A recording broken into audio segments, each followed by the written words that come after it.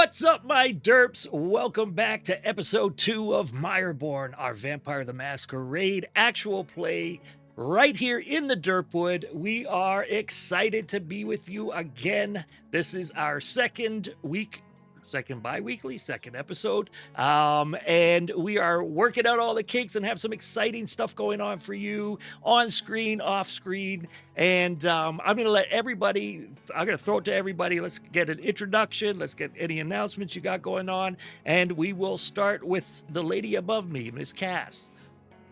Hey everybody, it's Cass, also known as Dr. Rowan Hale, your resident veterinarian. Very excited to be here again. Again, super pumped, really excited to have another game go on. Really pumped to the point that I am lost for words, so I'm going to go ahead and leave it off to my good friend Thomas. What's up, guys? My name is Tom. Otherwise, I go by Baron Von Thomas. You can find me on Instagram at Baron Von Thomas with an H, the THOMAS. And I play your resident coroner / medical examiner, Dr. Silas Hemlock. Just an average creepy dude. I'm soft and cuddly in real life, but this dude is a little off. You'll see. And I am Greg. I'm playing Grant Smalls, the road chaplain, a third-generation outlaw, MC biker, all-around badass, but kind of a sweetheart inside. And I'm excited to figure out where that leads and how that plays in this wonderful world that we have Joe, DM Noctum, set up for us over here. That's it. As I said, my name's Joe, also known as DM Noctum. You can find me at DM Noctum and all the social medias. I'm a professional dungeon master and storyteller of various tabletop role-playing games, and I'm super excited to see how these guys react to the sudden loss of life and have an afterlife crisis. But I want to start off, as always, with the fact that we are playing a tabletop role-playing game in a dark reflection of our world. A place where things that go bump in the night are real, and fear and terror are bread and butter. But we all know that our world can be just as dark at times. And so if ever you are being impeded and imposed upon by that darkness and you need help and support, always remember, in US and Canada, dial 988 and find the help you need. We never want to lose a player at our table. And that's going to be it. Are you guys ready to get some Mireborn on? Let's do it. Let's go. Awesome. Now, our first session, our 3 players here awoke themselves in singular cells, very white, very sterile, to the sounds of alarms and flashing lights, with little to no memory of their recent past. They found their ways out of their cells and through some form of facility, which they're not sure exactly what its purpose. Claw marks on the walls and the doors, the sounds of gunfire. It was a lot of chaos, and amidst that chaos, they realized that they're not breathing hard, and they're not actually breathing at all. Their heartbeats are silent, and yet somehow they continue on. Through some close calls with numerous people with firearms and seemingly tactical gear, they were able to find their way outside of the facility, outside of its walls and fences, looking back to see almost a prison deep in the woods. They found themselves in said woods, running away to find themselves as much safety and distance from the danger as possible. Through all this, their minds were cluttered, as it should be. And find yourselves devoid of life in a place that you don't recall, nowhere near your friends, your loved ones, your pets, your jobs, your bike. Oh yeah, it's got to get thrown in there. But it's a lot. Your mind just kept going. You went into survival mode instantaneously, and survival mode looked a little bit different now that you are something else. Through your journeys, you found your way to running water. And just before we ended at session 1, you found a large sewer grate deep in the woods. And you heard a voice in a very Jersey-esque accent, calling out and saying, "Hey, you, over here." And that is where we're going to pick up tonight, outside that very same sewer grate with a thick Florida fog kind of clinging to the ground, and a shadowy figure deep inside calling out to you.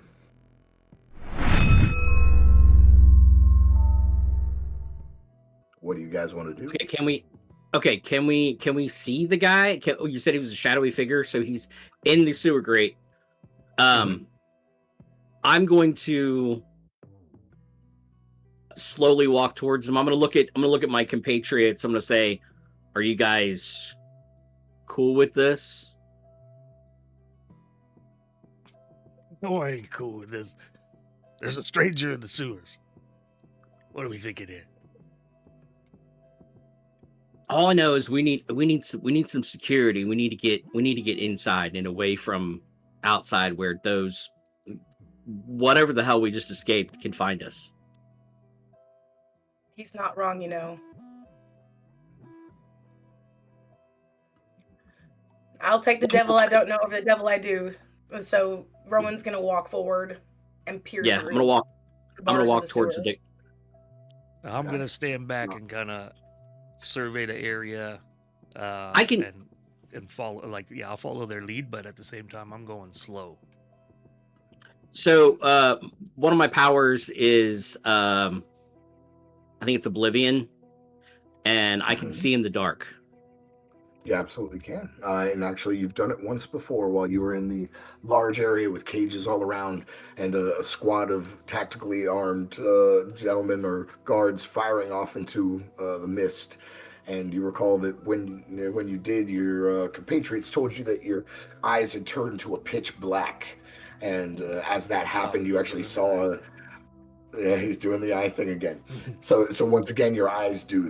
This shadow almost comes over the whole area of it. Your eyes turn this dark pitch as you look into the sewer grate. As you kind of move your head over, you see what seems to be a very large person, kind of hunched over, wearing sunglasses and a hoodie, and jeans and boots.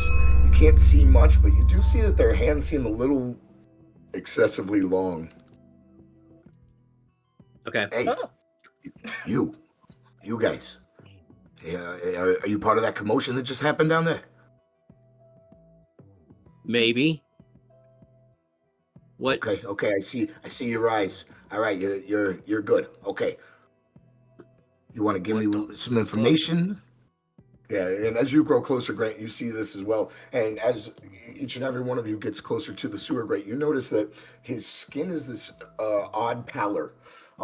Almost as if at one point in time was never kissed by the sun and has since kind of become a bit gray.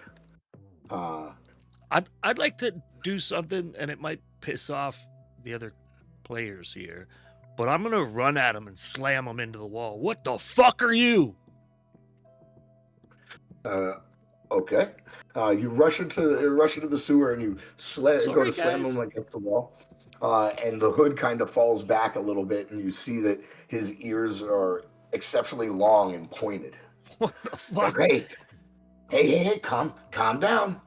You don't want to do this. You got some answers that I'm sure you're looking for. I could give you some. Calm your shit. Fuck, give me answers. Like, who the fuck are you? Like, what? Huh?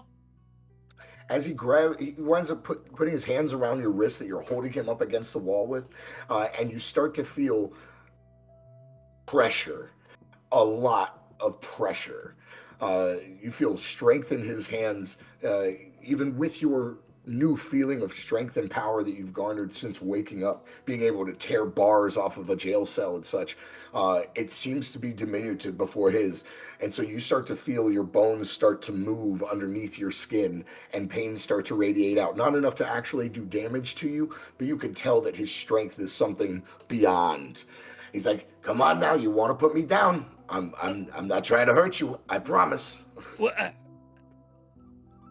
I'm gonna try to save face. I'll let him go and be like, all right, okay.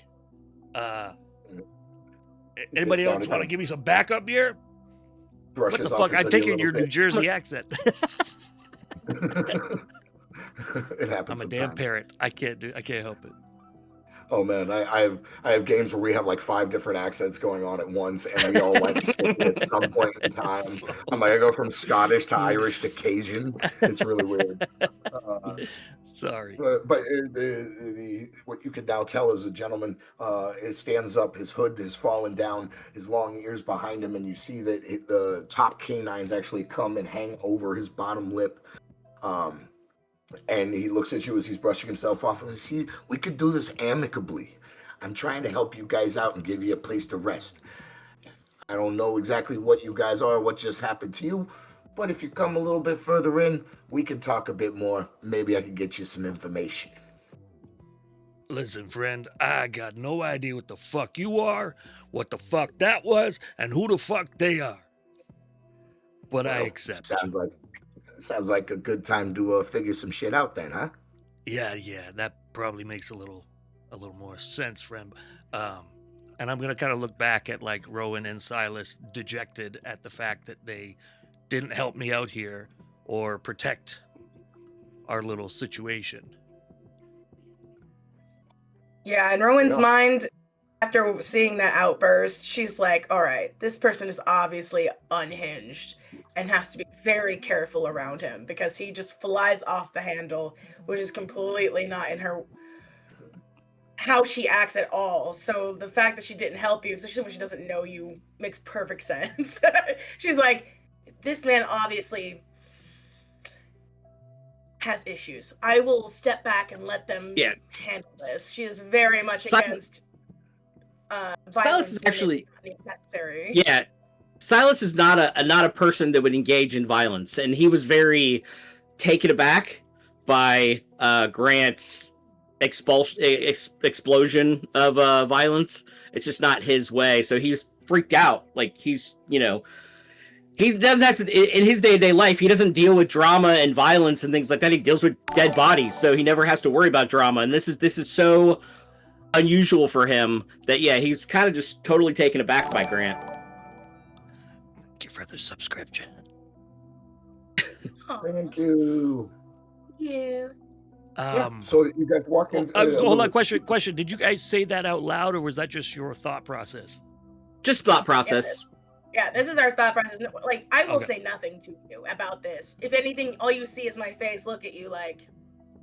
Yeah, as if I'm looking I at. was a dangerous creature, almost like a dangerous animal that needs like to be quelled. So like I'm not moving too fast. I'm just looking at you very gently, trying just to give you your space. Because I'm gonna say her line of work, that's so how she would respond. Right. And so I gave you guys like the dejected kind of dirty look for not helping me. You guys looked back at me with like, whoa, where the fuck did that come from? And I'm recognizing that was your response. So then I'm going to say, y'all see him, right? Like this ain't normal. Are y'all good? Y'all want to go? You want to follow him into a dirty sewer? It's definitely not, but he doesn't have a gun and he's not trying to shoot us.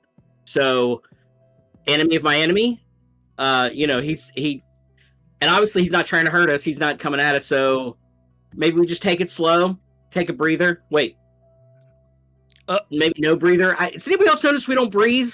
Is anybody else?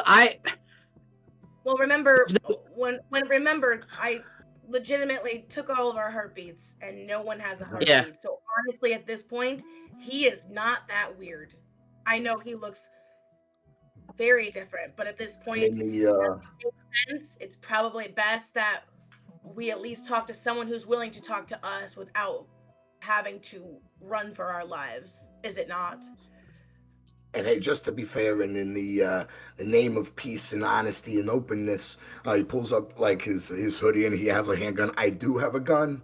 I'm not using it at you or on you, but this is for personal safety.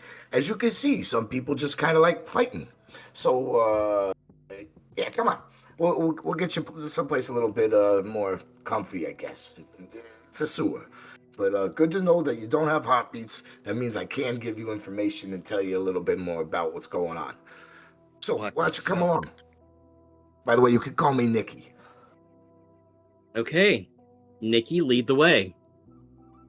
Onward and outward then. And he just starts heading his way down this long, dark sewer.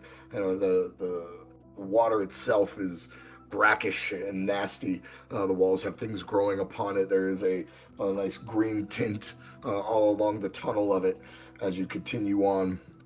It's not the most pleasant smell, but you also realize that you don't really have to smell if you don't want to. So it's not an exceptional problem. Score. Score indeed. The So, upside of vampirism is you don't have to smell. You don't have to if you don't freaking want to. Nicky will kind of look back as he's trudging. You notice that he's in waders, and he just walks right down the middle, like through the nasty brackish water and such. Every once in a while, you'll hear little movement of possible lizards or things living in the water in the sewers itself. He'll look back and say, "So, what should I call you guys?" Well, I step up. My name is Dr. Silas Hemlock. Hi, Doc. Hello, I'm Dr. Rowan Hale. Lady Doc. What about you, big guy? I might be a problem. Let's just leave it there. Problem. Okay. Doc, Lady Doc, problem. Got you. That'll work just fine for me. Just fine for me. Oh. So yeah, you're just continuing walking down. It is a very long way. So you guys ran all the way here from whatever was going on over there. I heard some explosions and some nastiness. But Do you know what that place is back there? not really know what it is. I know of it. There's a few of us, a little group of people who like to share information and know what's going on around our surroundings. But I don't know exactly what it is. That's what I'm kind of hoping to talk to you about, because we know there's a lot of money that gets funneled over there for some reason. And yeah, so we're going to talk about this. We'll make a deal. You guys tell me what you know, and I'll tell you what I know, and I'll even give you a place to stay for the dawn. And that kind of seems very weird to all of you. Why'd you say it like that? Oh, well, I'll tell you this, my big burly friend. You're now very, very allergic to sunlight. No, make that make sense. Greg, didn't you introduce yourself in our last game? To you guys? Yes. Yeah. Yes. Yeah, we Okay. actually know Greg's name. Okay. Yeah. Okay. That's all I need to know. I'm super tired last time, so. You're fine. So, sir, listen, Nikki. I live in Nikki, dear. I live in Sanford, Florida. I'm a vet. The sun is kind of a big deal. I kind of have to be in it from time to time. What makes you think we're allergic to the sun? You did, actually. You said it out loud. You said you have no heartbeats, you're not breathing, and you're not floating and legless, and you don't got a bunch of old jewelry on, I'm just gonna take a guess. You're very allergic. You're very, very allergic, as in, like, it's not gonna last more than a few seconds if you get in the sunlight. Like a fucking vampire? Hey, he got it in one. What? Vampire? That's And he just kind of me. opens his mouth and points to his teeth. Yeah, vampire. What the Like, fuck drink is going blood, on? undead, supernatural powers, supernatural strength. I mean, you picked me up pretty easy, man. How's I feel, huh? Feels good, doesn't it? When that potence goes through your blood. Ooh.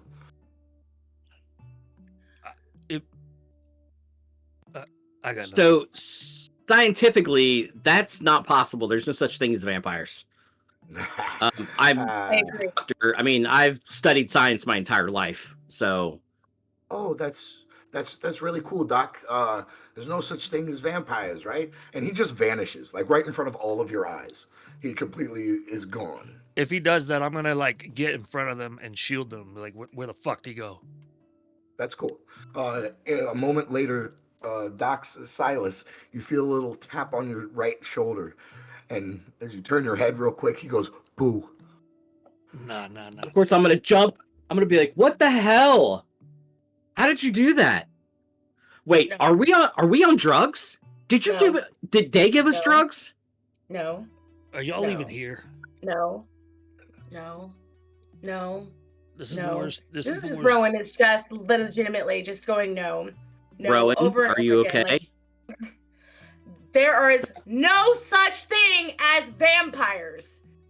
Say it He again. just yells out. There's no such thing as vampires. It's fucking right. Hey, I'm gonna lady, pinch your Rowan. screams are gonna echo down the sewers, and it's gonna draw attention. We're not fairies from fucking Peter Pan here. I need you to calm yourself a little bit, just a little bit. It's okay, I promise. Well, I'll get you some nice hot tea. We're going to my place right now. We could take. Well, you don't need a deep breath, but we'll take a moment. I'll help you explain things. Just don't yell so much. It's really loud down the sewers. Man, I've seen a lot of shit in my life, but none of this is making sense. And I don't know what you are, fucking weirdo. I respect you, doctors, but this ain't.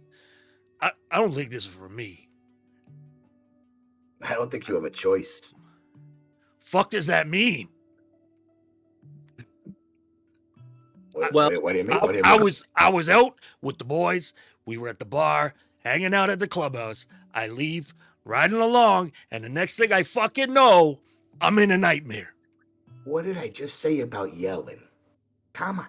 We're almost there. All right, just a little bit further. We'll get behind the closed door, and then you can yell and scream all you want, and yell futilely into the abyss as We're it in stares back goddamn from your own sewers. soul. And your face looks like something from the apocalypse. Hey, some of us don't get to be the pretty vampires from Twilight and stuff, okay? Some of us gotta be the old school, ugly, da-da-da-da-da. Why do you think we stay to the shadows and I turn invisible? Because I'm high as fuck. I wish. Yeah, that stuff's not gonna work so well for you anymore either, just so you know. So if What? you were a vampire, then why do we look like how we look and you look how you look? Oh, this is a curse of my bloodline. What? Your bloodline? Yeah. Where are you? You look What? like Boris Karloff from that movie Nosferatu. You know, it's funny you say that. That movie was put out there by people who were trying to hunt us and get us killed. So don't even worry. You're absolutely right. They made him look like us and everything else. Yeah. And a funny story, the movie is kind of named after our clan, or our clan's kind of named after the movie. I don't know exactly how that worked out. It's ancient history a little bit. But yeah, technically, So you're a clan? I'm called a Nosferatu. Yeah. There's Okay. clans of vampires. We'll talk. Hang on. Just wait. Okay, Let's all right. let's Go. get you behind these doors. So you guys, You go ahead. I'm gonna After you. I'm gonna turn back. I'm gonna say, Grant, are you coming? Slow and steady, friend. And you guys wind up coming. He leads you around a corner into a door, a large steel door. He turns the wheel and opens it up, and you come into what actually is like a cozy study. You see books lining the walls, very old but comfy-looking leather couch, mini fridge, and a coffee pot right there in front of you. So welcome to my abode. I know it's not much, but it does pretty well. Come on in. Just in case when any of you guys got that allergy too. And he kind of steps in and walks into the place, starts pouring water into the coffee pot and heating it up and pulling out a couple of cups with tea bags in them. I'm gonna mumble it. I'm immediately gonna go over to the bookshelf and start perusing his books. I'm gonna mumble Okay. as we walk in and the door closes. I said, "From one cell to another." The same as cell. You can leave whenever you want. Oh, there's walls in this, guys. Yeah, I just realized that. I was like, I can't go sit on the couch. I'm gonna go sit on the couch with the warm blankets and just pulling Yeah, across. he didn't really so that put- way I can. So that Yeah, way I he can just feel a tokens. little bit of warmth. I'm Yeah, sorry. okay. Go ahead, please. I don't think he meant for us to move the tokens around. Oh, that's all It's right. You fine. can move them It's any way you want. There's just certain walls, so the light effects actually happen in certain places. That's all. We could delete them or move them out of your Very way. cool light effects, Joe. Oh, it's not really that much, but thank you. Here, you want to go to the couch? Well, let's get you to the couch. Let me get rid of this. I just figure that's where she's going to go first. She's just going to go sit down. It's just very exhausting hearing all of this in any regards. Absolutely. I'm gonna be, So I'm gonna be perusing his nonfiction, looking for science books. you're not finding a lot of nonfiction except for books on coding and computer repair and IT stuff. Oh, Yeah, make yourselves comfy. He goes and puts the pot of water into the coffee machine and starts using it just to heat up the water. I have some nice tea for you in just a minute. And then we'll This talk. is all well and good, and you're being very gracious as a host, but again, who the fuck are they? Who the fuck are you? What the fuck are we doing here? Okay, well, like I said, I'm Nikki. And that was about it. Can't tell you who they are. Once you guys do your own little introductions and feel like you want to talk about some more, we'll talk about some more, okay? So why don't you get to know each other? I'm gonna pour some tea here in a minute. Little first, lady. Oh shit. Go ahead. Sure, why not? Sure, let the lady go first. I was just going to ask. You seem to be the sensible one. Can you make sense of this? No, not really. I'm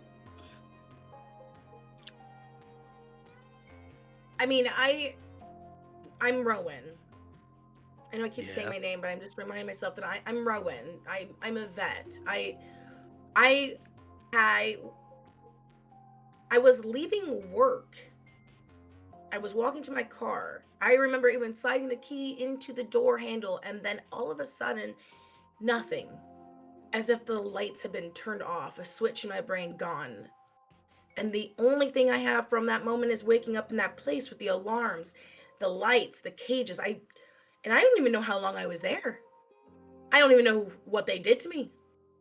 I don't even know what I am right now. And yet now I'm hearing like this exists and this exists and you exist apparently and I exist and he exists as something. I just want to go home. Yeah, I get it. Yes, Same. I would like to go home. But how did we get out of there? That was too easy. And did any of you get hurt? I literally pulled a cell bar off. They're there for a reason. That's not normal. And now you're telling me I ain't breathing and I got no heartbeat and whatever the fuck that is. Hey, I'm standing right here. Yeah, I get it. And I appreciate the hospitality, sir, but this is a lot to take in. Mm-hmm. He's starting to pour the tea, and he sets the coffee urn down just for a moment, and he actually goes into the back of the room where he finds 3 small trash cans and brings them over to the couch and puts them right there. And he grabs a tray of teacups and hands each and every one of you a nice hot steaming cup of tea. You look at the little tag and they, Earl Grey for the heck of it. So impeccable tasting tea. Mm-hmm. You guys grab a cup. You got anything stronger? Yep, sure. I did. Yeah, hang on. And he reaches behind, he pulls a single book out of the bookshelf and reaches behind it, comes out with a little fifth of Jack Daniels. Will this work for you? Well, we might just be friends yet. Okay. Well, don't say that quite yet because we're gonna learn some things. Please have a sip. Here's your whiskey. He grabs the last teacups as he hands you the bottle of whiskey. Says, "Cheers to the afterlife, huh?" And he pops open the bottle. I'm sorry, he has the teacup. He takes the teacup and takes a quick swig. Ah, refreshing. And take a big swig. So anyway, my name I'm Silas. Real quick, before you say anything, Doc Silas, do all of you take a drink, or just Brett? I don't take a drink just yet. I would take a drink.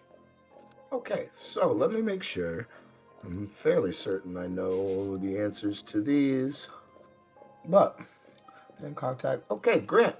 As soon as the whiskey touches your lips, you have an instant revulsion and feel like you're going to vomit. Rowan, you have no problem with your tea. The tea is very tasty, very hot, but Grant, you are about to vomit all over the place. Usually, that's what the trash cans are for. I brought them right there. There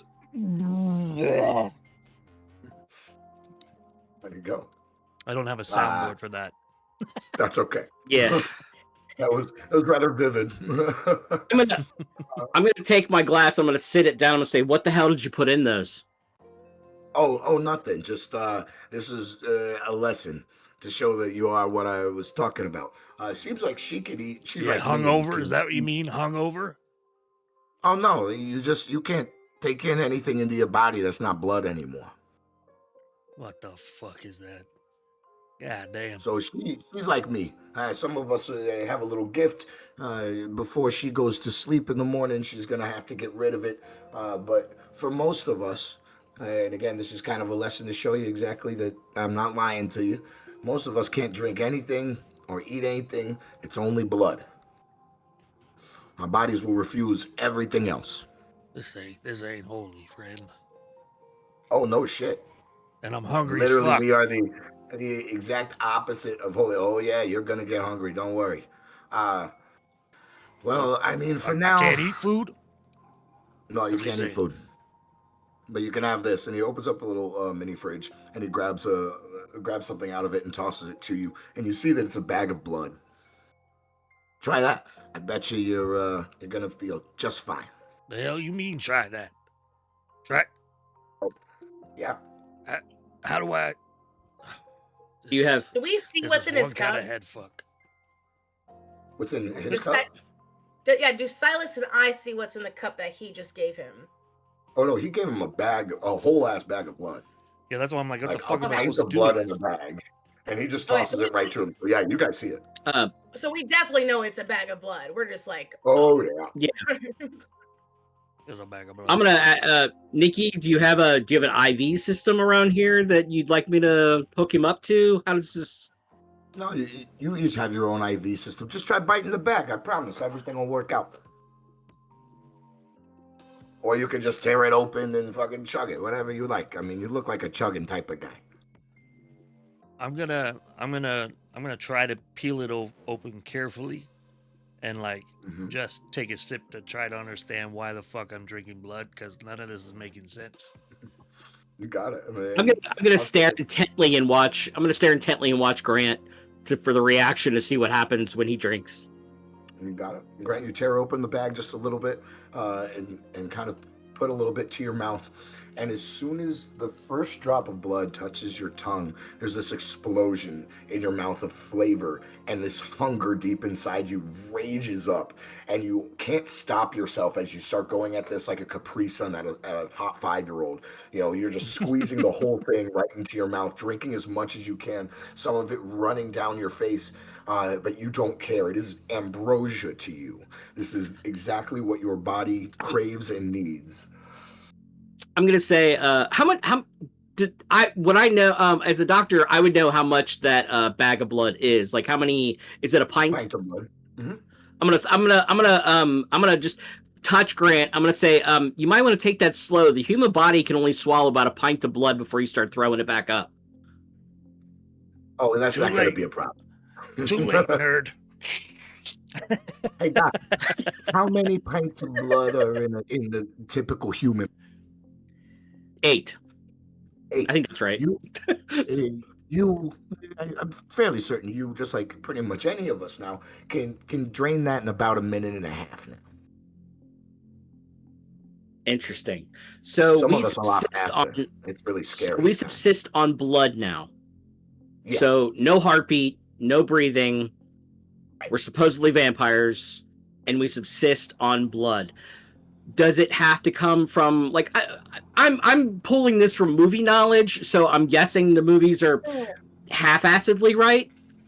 I don't know. things are good, some things are bad. You know. Does it have to be a live? Obviously, it doesn't have to be a live person because he's drinking blood from a bag. Well, it really depends on who you are. Some people can drink from dead people. Some people can drink from animals. Yes, since you raised your hand and was so polite about it. Yeah, so I think this is a good time to talk about this in the learning aspect of what predator types are for different vampires, if we can explain that a little bit. Absolutely. If you guys would like to open up your character sheets, you can go to... Where is our predator type? There it is. On that left-hand little... under the blood portion of the left-hand tooltips, you will see predator type. For Miss Rowan Hale, it's Grim Reaper. Predator types for vampires are how they feed. Each vampire has a specific type of way they like to feed that fits well for who they are. Maybe it's to ambush someone in an alley, like an alley cat. Maybe it's to seduce their prey, like a siren or succubus. There's the Osiris, who has a herd of people who are just willing to let them feed on them. Each predator type will give you bonuses. It'll give you a bonus into one of your disciplines, your supernatural capabilities, and it'll also give you bonuses to skills and also backgrounds or flaws. Each one will come with its own good and bad. But what this is flavor to help with your storytellers and you to kind of visualize and use for your feeding scenes. There will be times where I will send these guys and be like, hey, you're really hungry. You're running low on vitae within your immortal body. You need to replenish. What do you want to do? Some people may be the type that have to go find someone who's sick and dying. Someone may have to drink from animals. Each person will have a difference, so that makes the scenes much more variable and a lot more fun. Now, if we eat outside of our predator types, what happens to us? You have to make a willpower check to even try. For this specific moment, I didn't have Grant do a willpower check only because this was more for narrative and to bring up the teaching moment that it is. I believe for Grant, Alley Cat is your predator type, I believe, if I'm correct, right. Which means ambush and fighting people is really your way. Let me jump down on somebody, beat them, and drink them as I wish. Damn, and Silas is grave. And Silas's predator type is grave robber. I think that's the same as Rowan, isn't it? No, she's a Grim Reaper. So grave robber is you drink from dead bodies, which allows your body to actually deal well with dead blood. Whereas Rowan is the Grim Reaper who feeds upon those who are sick and ill and close to death. You real creepy, Silas. You're all real creepy. Screw you. You want to beat people to death before you drain their blood. She wants to do it as a kind mercy. And he's like, ooh, it's been dead for 6 months. It's aged like a fine wine.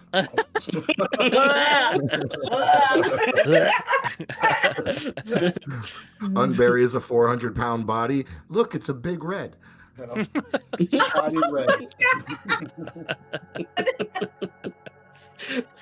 Again, dark world, world of darkness. Exactly that.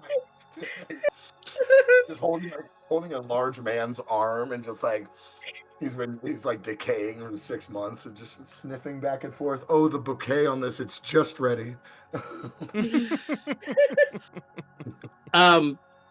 So I lost my train of thought after you did that. Am I feeling better after I've eaten and like? Oh, you feel amazing. That hunger that question. was burning inside you has started to fade back. You feel empowered almost and awake. It is very good. I feel good. Are Rowan and I also starving? you guys are hungry. You're not starving. Anybody else? But when each of you, because which one of you actually has Auspex as well? Because I believe somebody had heightened senses, correct? I think it's me. Yeah, I think it's well, Heightened both of you senses did. is Rowan. I have Rowan a sense of I have sniffs. sense the I have unseen. heightened senses. Right. I have specs. So I will say this as well. As Grant is sitting there chugging down this bag of blood, the both of you catch a scent of it. And that scent of blood suddenly stirs that same hunger, that same burning sensation deep inside you as you felt as different capabilities started coming out of you in the facility. You want that. You instantly have that urge for that blood. Who's got next? Yeah, I'm, like, Nikki, holding it out could for you. I try a bag also? Do you have a bag? Do I need to pay you? Do you need some money? We'll talk about payment later. For tonight, we'll just do what we do, and we'll come up with the payment afterwards. Yeah. And he throws each of you a bag of blood. By the way, Grant, since you drank a pint of blood, you're able to take off 1 hunger point. Oh, sweet. Mm-hmm. One of my hunger points is X'd out. Does that mean I'm never getting it back? No. What does that mean? Mine also. Yeah, we all have it. Oh no, that's just to clear your hunger bar in totality. Yeah. You click that, and no matter how much hunger you have, if you feed, you're Got able it. to completely clear it instead of having to click each and every dot. So if I So how do I is click the it red off? dot mean that we are hungry or we're not hungry? Yes. Red dot means you are hungry. The more red And dots I you have have, the hungrier you are. Okay, I just have 1 hunger dot then. Okay. I tell you, I feel a lot better Well, here, kid. I'm gonna pop the top because it's got that Yeah. the IV section at the bottom. I'm gonna pop that off and I'm gonna take just the smallest sip.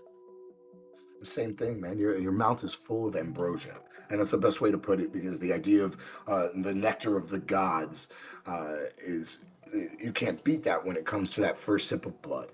This is what your body craves. This is what your soul, if it's still around, craves, and it feels like it instantly starts to nourish you. Okay, I'm gonna do the exact same thing that Grant did. I'm gonna start just downing it, chugging it.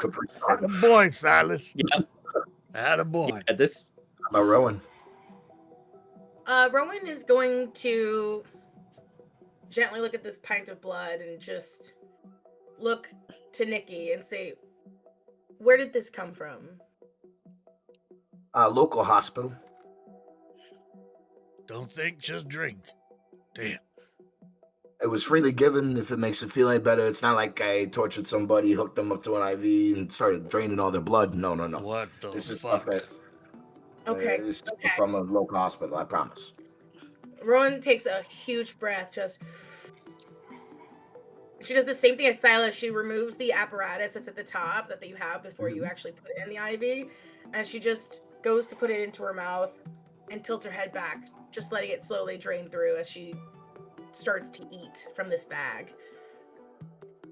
Yeah, your mouth fills with the most delicious tasting thing you've ever had Eh, in all of your life or after. I It told you. fills you with power. Those senses of yours that have been so heightened throughout all of this insanity seem to come onto edge even more vibrant. Each smell, the scent of the coppery scent of the blood, the sound of the electric lights above you, the smell of old leather, of the books surrounding you here in this study. Each of it just comes slamming into you harder. Yeah, it feels amazing. You feel your body start to replenish the both of you since you're drinking up. 1 hunger point is gone.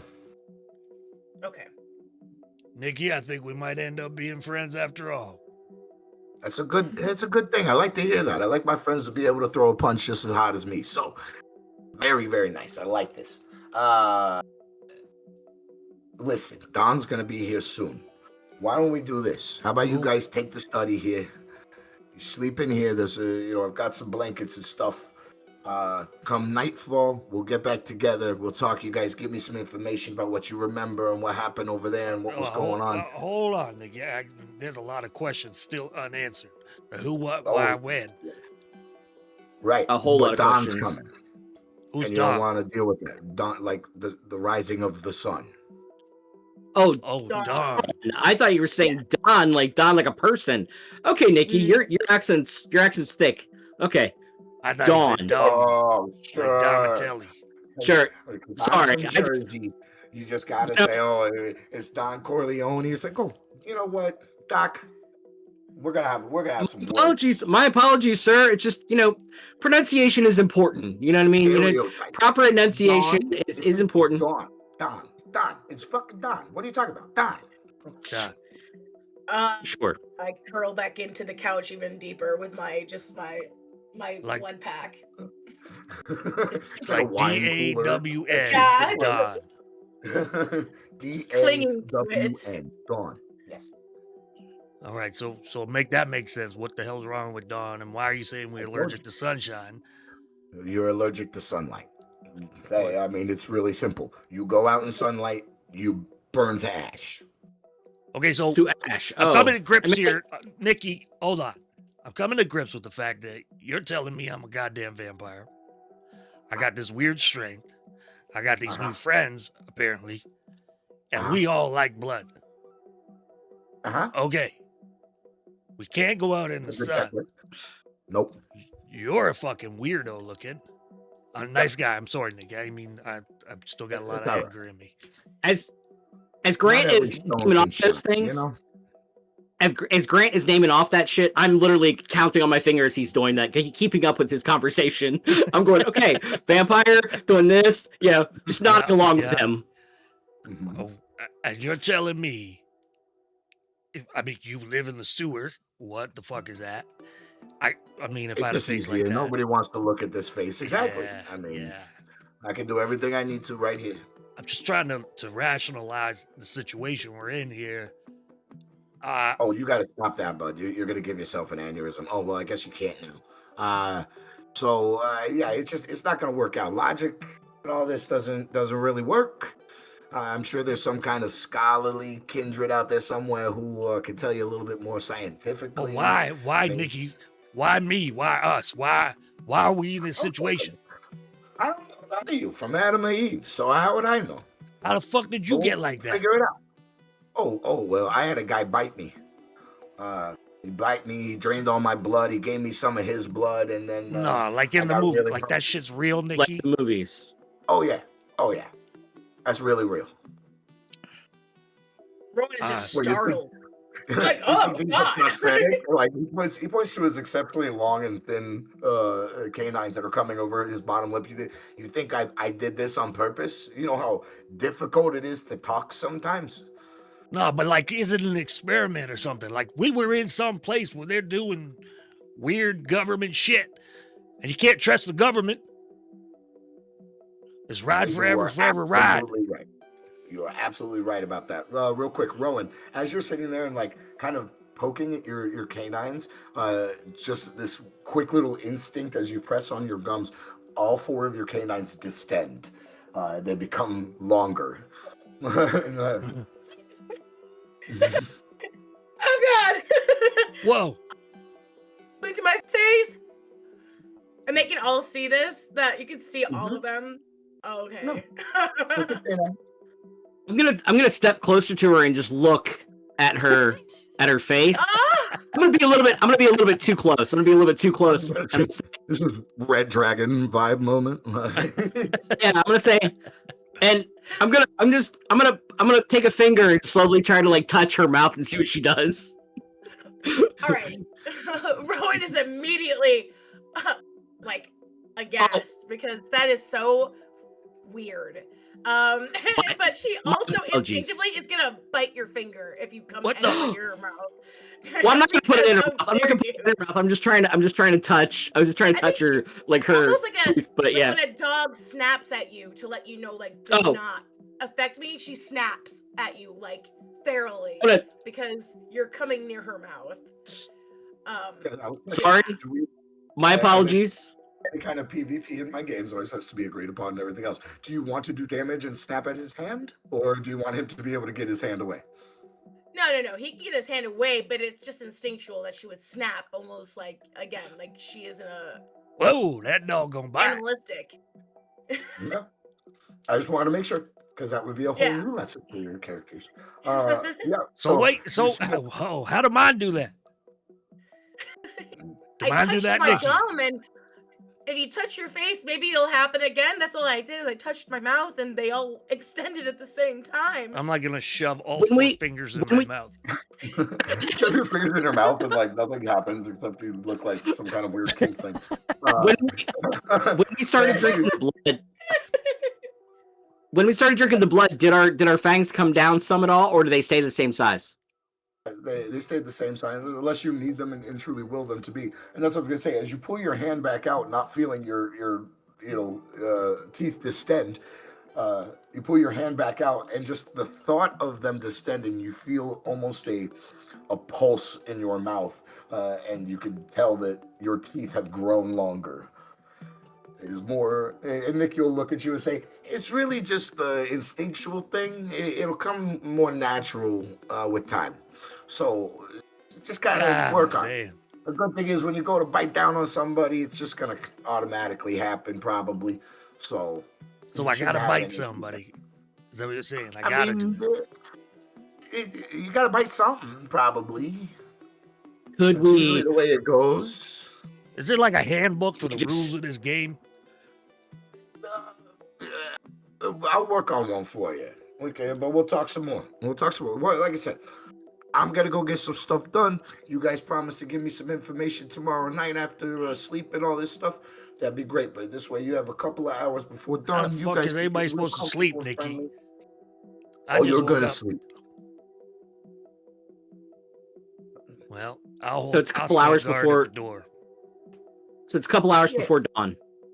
Couple hours before dawn. Very cool. So, yep. Are we feeling the draw of sleep the closer it gets to dawn? It will, especially in that last hour or so. You'll start to feel supernaturally. Your body will start to be like, "Hey, it's time to go." So he's gonna be like, "Listen, I'll be back as soon as the sun's down. We'll get you some more food, and we'll have a nice, deep conversation. But for now, like I said, get to know each other a bit more, baby. Make yourselves comfortable. There's your place. There's a couple more. There's a couple more bags of blood in the mini fridge."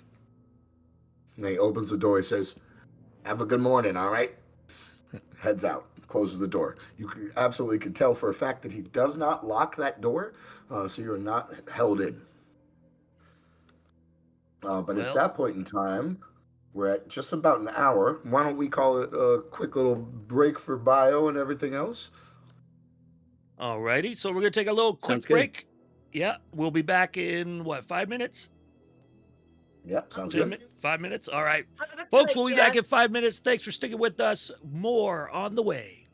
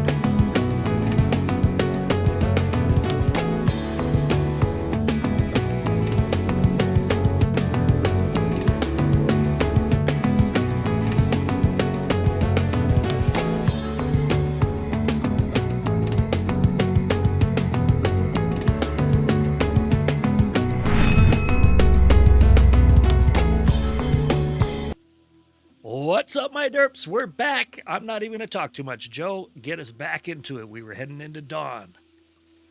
Dawn Corleone. Don Corleone. Before Don, like I said, Nikki winds up leaving the study and leaving you guys to your own whims. Here's a chance to really be able to talk about your characters, get to know each other a little bit more, and see what kind of memories you might be able to have and recollect from your recent past. So, Greg, you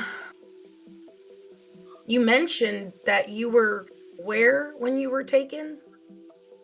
Grant, but I was kicking back with the boys at the clubhouse. And then I hit the road. And next thing I know, I hit the cell. And it's not the first time that's happened. Let's be honest. So I was actually at work. I had literally just started an autopsy. I had just... What the fuck do you do, Silas? What do you do? I'm a coroner / medical examiner for the Lake Monroe Hospital. So you know, making sense now. So anyway, so I just started an autopsy and everything went blank. Everything went black, and I woke up on and off. Woke up in that facility. Joe, how did we say that was working out when we were in the facility? We were pretty much comatose most of the time. Yes.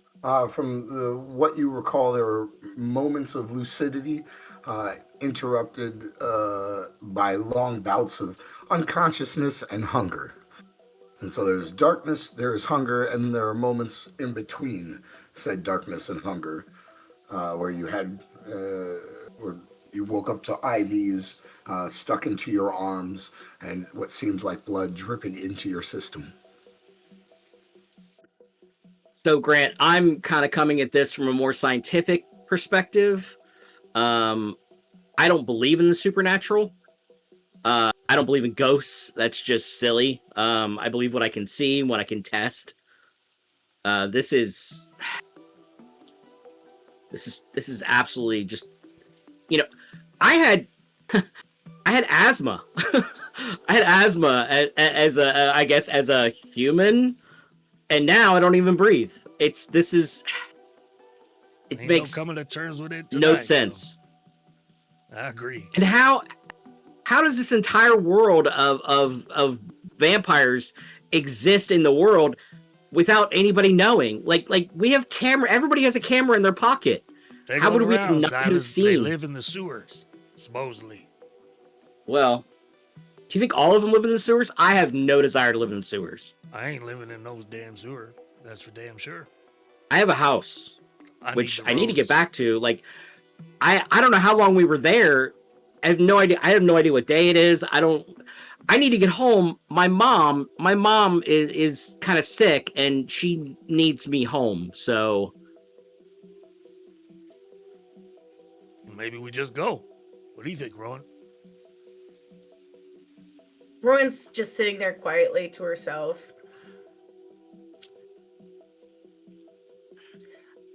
I also want to go home, Silas, but who am I bringing home? If this is true, if we are who Nikki says we are, how can we be safe around our own families? What do you mean? If we're on a drug right now, I definitely want to not be anywhere near them and have these delusions out there. Our families would throw us into hospitals at this point if we're just hallucinating. But what I'm saying is that like if we're truly vampires, what's going to stop you from biting your mom?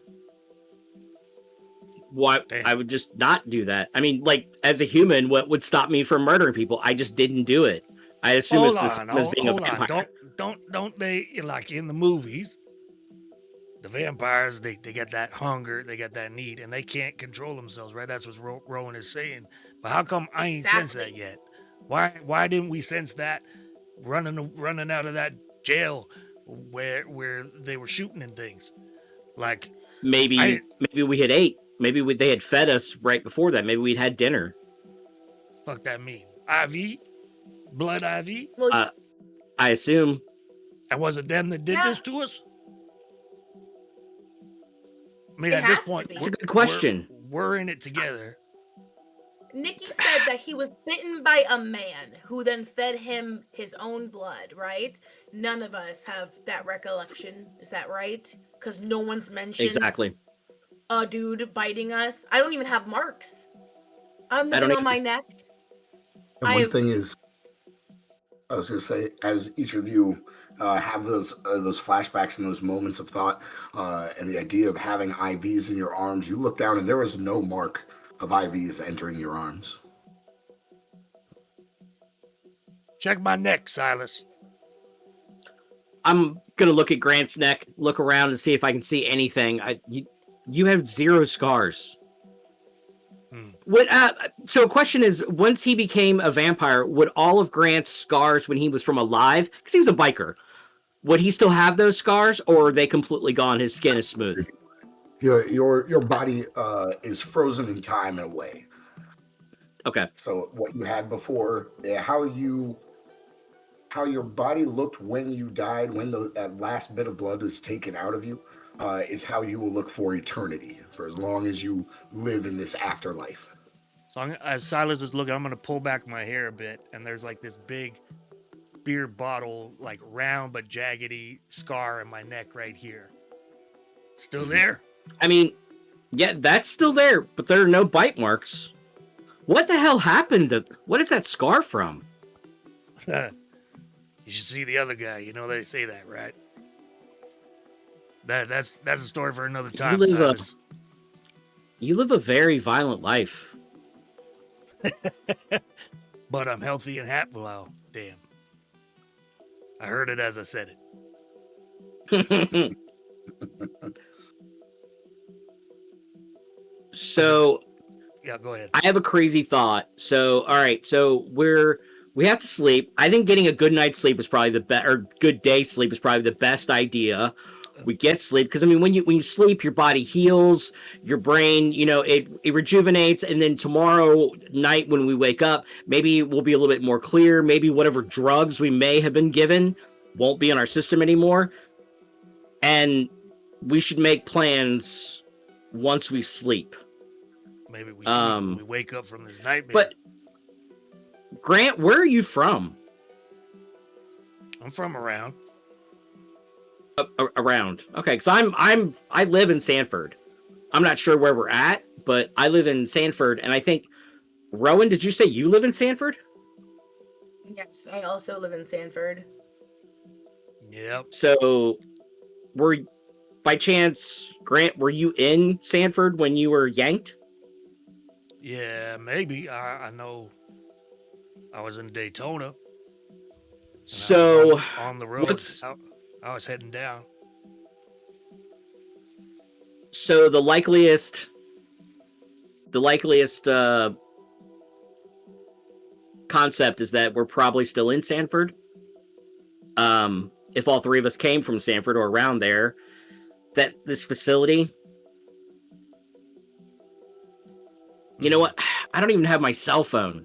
Does anybody have their cell phone?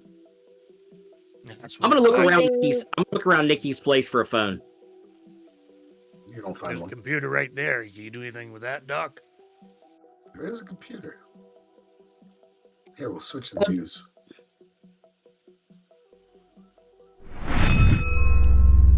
The other side of the same room. Okay. Yeah, I'm gonna try to get on the internet. I'm gonna try to log into the system. It probably won't happen, but you know. You go to sit down. You see obviously 3 different monitors going on. They all seem to be kind of on a screensaver. Let's say one of them has looks like 2 of them. 2 of them have windows open, but only one is seemingly not password protected. You seem to be capable of actually maneuvering through the internet and what is going on. What you will see on the screens themselves is reports of police dispatches and fire emergencies and such like that locally.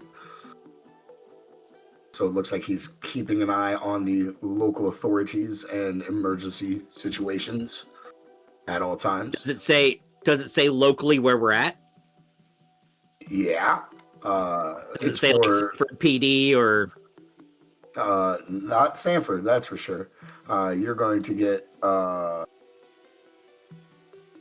Leesburg. That's what I was trying to think of.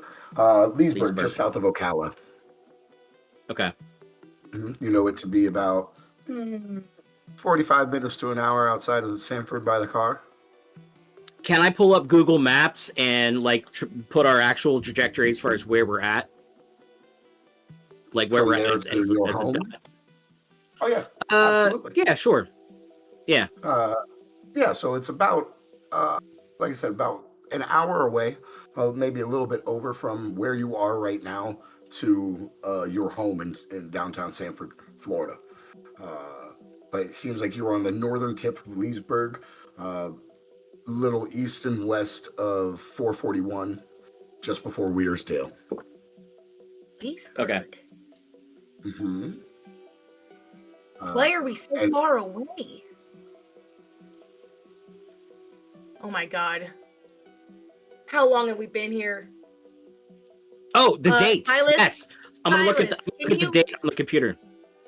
Silas, I'm just gonna put a hand on your shoulder. I'm like, I need you to do me a favor. Can you please Google my name? Sure. I will Google Dr. Rowan. What's Rowan's last name? Just put Rowan Hale. ROWANHALE. Missed opportunity to type MYNAME.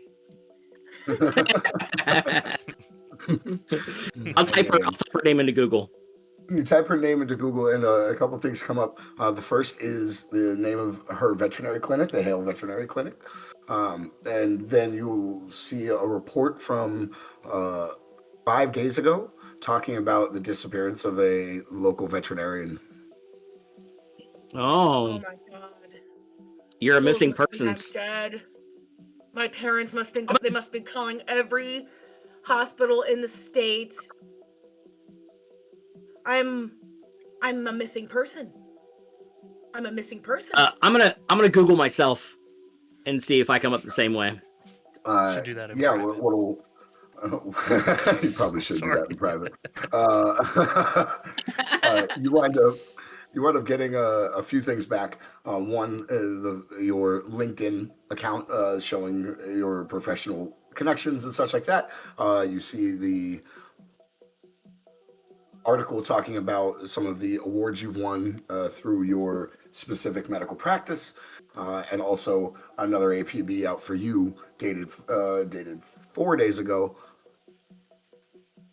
saying that you were a missing person as well. Okay, so we haven't lost an entire week. That's good. You have.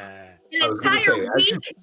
As you check the date, you notice that the date is literally a week from the day of the last time you remember checking a date. Yeah, because remember, you have to be missing for 2 days as an adult for them to care. Oh yeah, that's true. And somebody's got to call it in still, so it'll vary between days, the amounts of time, but absolutely, you do find yourself on a missing persons list. How is a week of my memory gone? The last thing I was doing, and then now, that's 7 whole days. I have no idea what happened. And she's just pacing around the room now. Just all of the different turns are happening in her head. She is just spiraling almost as she's pacing back and forth, thinking about the fact that 7 days Well- of her life is completely blank. So, so out of character, I forgot the drug name. There's a drug when you go and you get put in Twilight. It basically it's an amnesiac drug and it makes you forget. So I'm gonna in character, I'm gonna say that drug. I'm gonna say there are medications that they can give you that basically act when you say you get a procedure and you go to Twilight and it will act as an amnesiac and you will completely forget everything that for that entire period that while you're under. I wonder if we were on that drug for this last week. It's bigger than that, Silas. You got fangs, you drink blood, you can't go in the sun. This ain't a drug issue. But why don't we remember though? That's what I'm saying. Like we have no memory besides bits and pieces of lucidity this last week. It doesn't add up. Diazepam, I think, is Google- the name of the drug you were looking for, or lorazepam. What's it? No, Diazepam? it's just that's not it. That's a anxiety med. Yeah, it is. Think of it later. I'll think of it later. Okay. No, it's like when you go to get a colonoscopy or an endoscopy done, they give you this drug, and it puts you in Twilight. I don't remember the name of the drug. I should remember that. I should know this. Anyway, It's a type of anesthesia though that you're thinking about, because they have like propofol or ketamine does the same thing. Propofol, that's it. Thank you. Propofol, that's it. That's the drug name. Yeah. Yes, thank you. That's it. There we go. There we Don't go. do drugs, kids. Don't do drugs. That's actually what Michael Jackson would use to sleep. Would use propofol. Damn. Whoa. That's scary. And he Well, also he They was should call them Flores. Oh, sorry. That's how he. Anyway, I digress. So can I Google? I'm gonna when I have Google Maps up, and I realize we haven't ran that far. Can I Google Maps that facility and see if it's on there? Can I scroll over on the map a little bit? Yeah, you can scroll through and try to figure out how to retrace your steps through the dark woods. I would say it's going to take a little bit of time for you to kind of look around, but in the end, the closest thing you can get, even from like drone pictures and Google Maps, is you might be able to see the slight outline of a facility deep in the woods just outside the Ocala National Forest. So Nothing comes up officially about it. Okay. So tomorrow, when nighttime hits, I say we use Nikki's phone, we call the cops, and we, let them know that we're not, missing. And what? You think I'm gonna call the cops? Fuck the cops. We're gonna figure this out on our own, and I'm gonna start looking around his room for like car keys or vehicle keys or something. Nothing. Well, if we could get those people arrested that kidnapped us for kidnapping, for torture, we could, it would answer a lot of our questions that we have about ourselves. Oh, we could go back in, guns blazing. Google, how about this? I don't know. Do Silas. Google vampire side effects or vampire something. She's leaning over close to me. I'm gonna just lean back and sniff her hair. What the fuck? You smell so good. Oh, No, hell no, Silas. All right, Doesn't. so I Grant probably sees this. Okay, Grant probably sees this. I'm in a heightened state because I have Auspex, so I can hear him smelling my hair. Can I instinctively do the most animal thing where you go into fight or flight mode and you freeze? Like a statue like almost? a baby goat? Yeah, right? Just... You broke her. She's now like tick, tick. I smelled my hair. What the So, fuck, like, Silas? I That's don't not know. okay. That's not okay. That is not okay. We don't know, Silas. Silas. My apologies. I spend too she much just time smells around dead so people. good. Damn, Silas. Well, she's dead now. She's dead now. So Silas kind of like, for him, she smells like a corpse. So. Oh my god. Could you imagine? Every vampire smells like an aphrodisiac to Silas. All right, hold on. I said he was creepy, okay? It's No, okay, it's good, it's okay. Rowan has to think about what she's gonna do next. I'm gonna come on. I'm gonna try to like. I'm gonna come over and say like, hey, watch out, Ro, and I'll kind of stand between Rowan and Silas, and I'll put my hand on Silas's shoulder. You're sitting down at the computer, right, Silas? Yes. Yeah, and I'll say, listen, fella, we just met and we're in this together, but that ain't no way to treat no lady. Got it? I get it. You think you're being complimentary, but that ain't that. That shit's weird, Silas. It's just fucking weird, plain and simple. Carry on. Rowan has already removed herself and just slowly shambles back to the couch to curl in on herself and just sit there quietly. She says, here's the thing, Rowan. That ain't the weirdest shit that's happened tonight. Like, the thing that let us in here, that's pretty fucking weird. Why would you smell me? You're on your own, Silas. I tried. I'm sorry. You smell really good. Oh my god, he just keeps going. Please. Sorry, don't do that again. I can not do that. He's gonna seem a little embarrassed that he did it. She says nothing after that. She just quietly sits there, just staring into nothingness.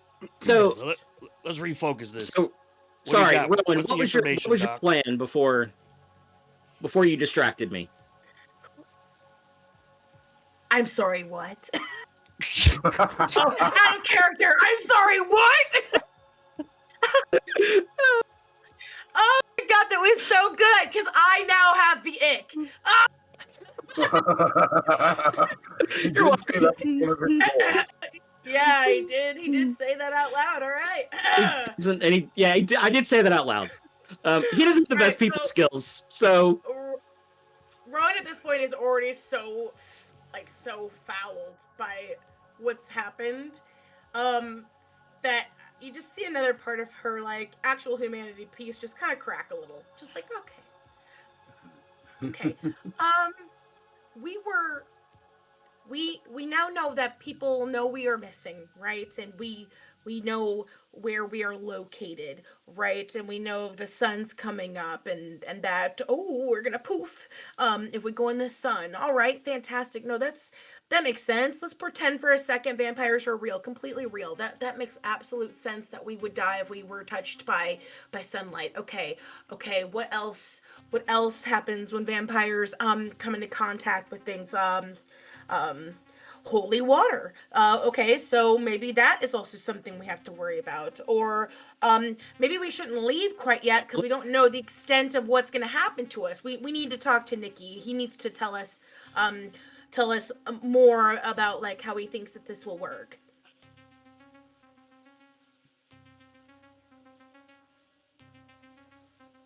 She's not wrong. He's not wrong. So maybe we should. I'm gonna look for a pen and paper to make a list of questions we might want to ask Nikki when he gets back tonight. Garlic. Garlic. We have to write down garlic. That's also a problem, right? And what else? Stakes. Wooden stakes. Oh. Crosses. Wooden stakes. Yeah, crosses. Wooden stakes. Do you think I'm an atheist? I don't think that crosses would really do anything to me. Yeah, we could try. And we don't believe in vampires, so yeah, that doesn't matter. It's fine. So yeah, crosses. I think we gotta holy ground, right? Rowan, That's a thing. Rowan, dirt. Rowan, slow it down, Rowan, slow it down. I think we gotta. It's okay. I just want to think about this in a realistic way. Listen. In my vampires. I hear you. In my experience, you need to learn to be adaptable. You got to learn to take it when the road comes at you. So slow it down and start accepting. We in the shit now, and we're going to get out of it. But let's slow it down on this road that we're traveling right now. You understand? Come to Rowan, terms with the fact. Are you diagnosed with an anxiety disorder? As she moves her hands away from her face, you guys see that there are blood streaks where tears would normally fall down her face. Right, and I'm gonna put my hand up towards Silas, like kind of like shushing him for a second because I know he's gonna say something about it, and I'll be like, Rowan, you got a little something leaking out your face there, and I'll pull out my bandana out of my back pocket and I'll hand it to her and say, take it slow, breathe, well, do whatever the fuck we're doing. Let's come to grips. This vampire shit is real. We got to accept it. And we got to figure out how to fucking navigate from there. You understand? I'm gonna say, looking at her, I'm gonna say, that's fascinating. So we no longer have water in our bodies. God damn it! So now we're just nothing. Well, I'm just looking at it from a scientific perspective. I mean, is it no longer tear ducts, no longer water from our tear ducts? So that's fascinating. I don't think she noticed that yet, Silas. She just looks down at, like, it's really funny because this is red, but she just looks down and she just sees that it's darker brown, darker red. These are not the feelings of tears. She can even smell the fact that it's blood because she can smell everything right now. Every part of this room smells. Like, she's just like, oh yeah, no, that makes sense. And she just looks at it and goes, do I need to drink more blood? Like, am I gonna run out? Like, how does this work? That's why we need Nikki back. Write that down, Silas. Okay, I'll write down the blood tears. Yeah. I'm gonna be jotting down all the things that Rowan has said with the garlic, with the crosses, making a list. Checking it twice. Checking it twice, yes. I think while they're doing that, I'm gonna kind of quietly take another peek in that refrigerator there and see if I can find myself another little blood pack because that shit was damn good. Yeah. I'm coming to terms with the vampire shit is kind of the point I'm making.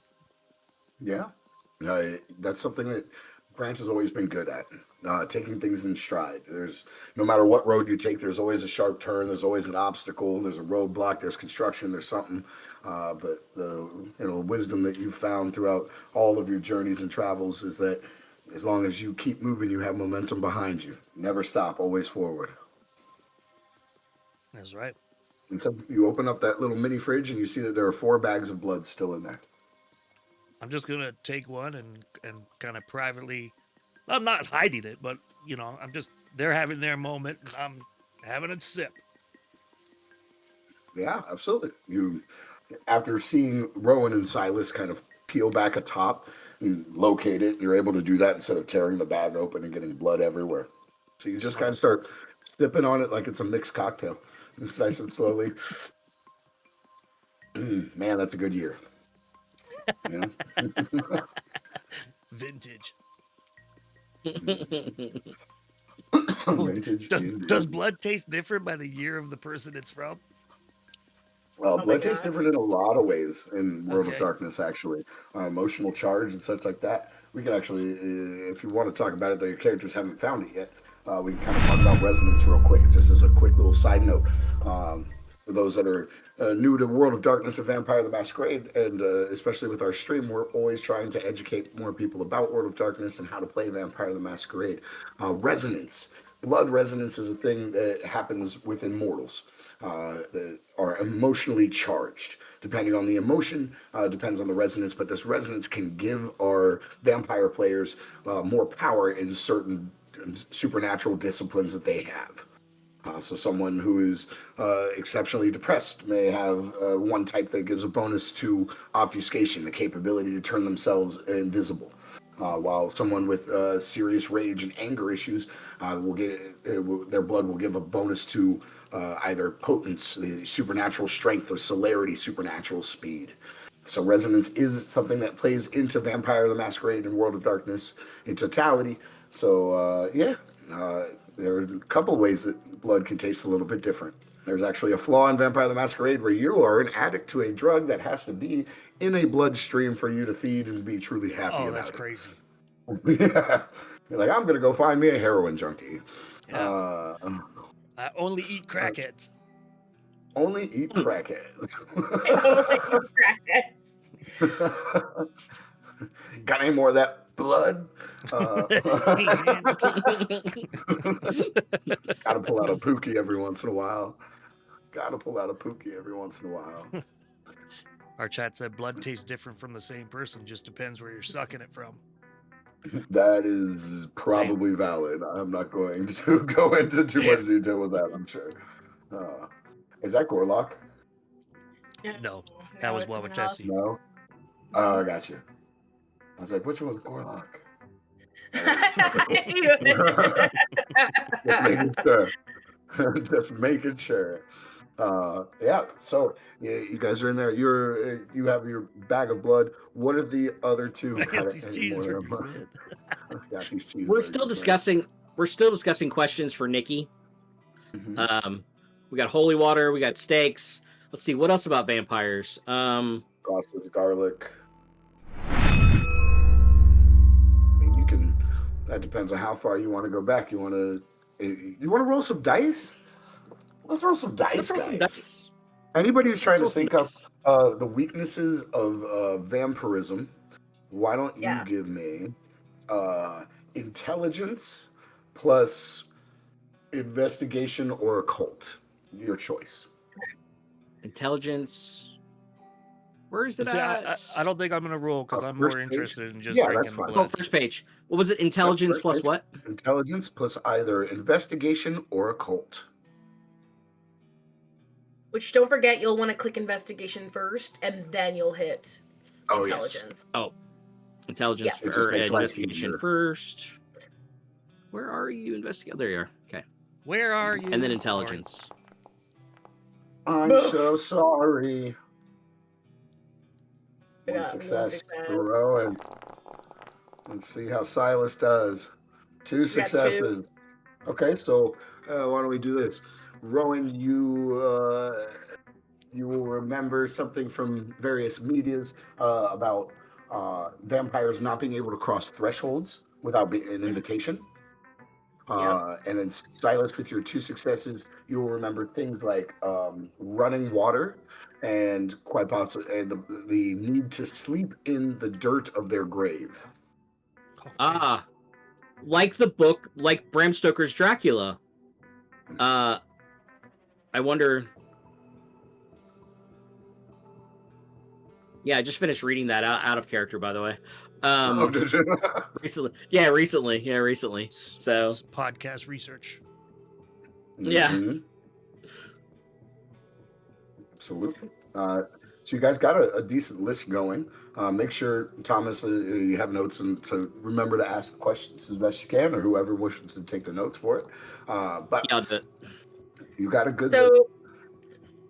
So I have a question about that. So for Rowan specifically, she has folkloric bane, which means certain traditional items or rituals harm her more than other vampires. So will and again, I'm thinking this is because she's probably had it so ingrained what like media has put into her brain of like how a vampire is supposed to act like, that she actually believes it to the point that it's manifested itself. But like, what does that mean when you say running water? What does that mean? Is that something that's also included? Folkloric bane, which I think we probably should narrow down to a certain thing. Normally, when you take the flaw folkloric bane, you choose one thing from media, from the past, and all that stuff, from the beliefs of numerous people of what can affect vampires negatively, and we choose that, and that becomes a weakness for you. Whether it be you cannot cross running water like a stream or a river, or whether it be that the cross of the Christian God repels you. There are various banes that come through folklore, come through legend, and have been a part of our media for many decades now. But yeah, I thought folkloric Gotcha. bane as a flaw. So it's not everything, it's just one thing that No, you choose. Okay. one thing. I was like, how did I get into this tunnel? So, all right, cool. Was Rowan a Christian? I was about to say, religious trauma could definitely play a part into various crosses or something. No, I think All right. it's something even. Yeah, I think it's something even funnier than that. I have a feeling that like she used to love Italian food, and now she'll never be able to enjoy it again for every respect. No garlic ever. No garlic ever, which is a fate worse than death. So That is, yeah. Might as well just As kill a Sicilian man, I agree wholeheartedly. So, all right. You guys wish to do anything else? Y'all want to have more conversation before you wind up laying down? As the time has gone by, you do find yourself feeling more and more weary, your body feeling more and more run down. Whatever has replaced adrenaline in your body is starting to fade. Your thoughts start to coalesce. You start to really replay the last few hours more than anything, and as you strive to recall more and more of what has happened in the last week that you've now found you've lost.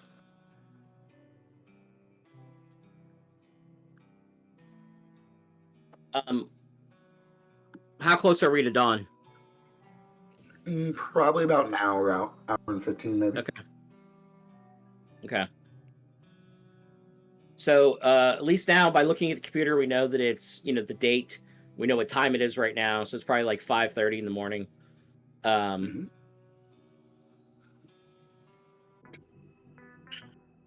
what's the plan here? So, done a lot well, of I mean, I talking. think we go ahead and sleep for the day, and when Nikki gets back, we have a whole lot of questions to ask him. I would like to know more about. He mentioned clans. That's fascinating me. I assume that's kind of like gangs, like biker gangs. Like Grant, you would probably know something about that, right? Yeah, I know most in the area. What else you want? Can I ask you a question? This Nicky Sure. guy, he gave us this space and some information. Where the fuck is he? If we gotta go to sleep, why he don't gotta go to sleep? that's a very good question.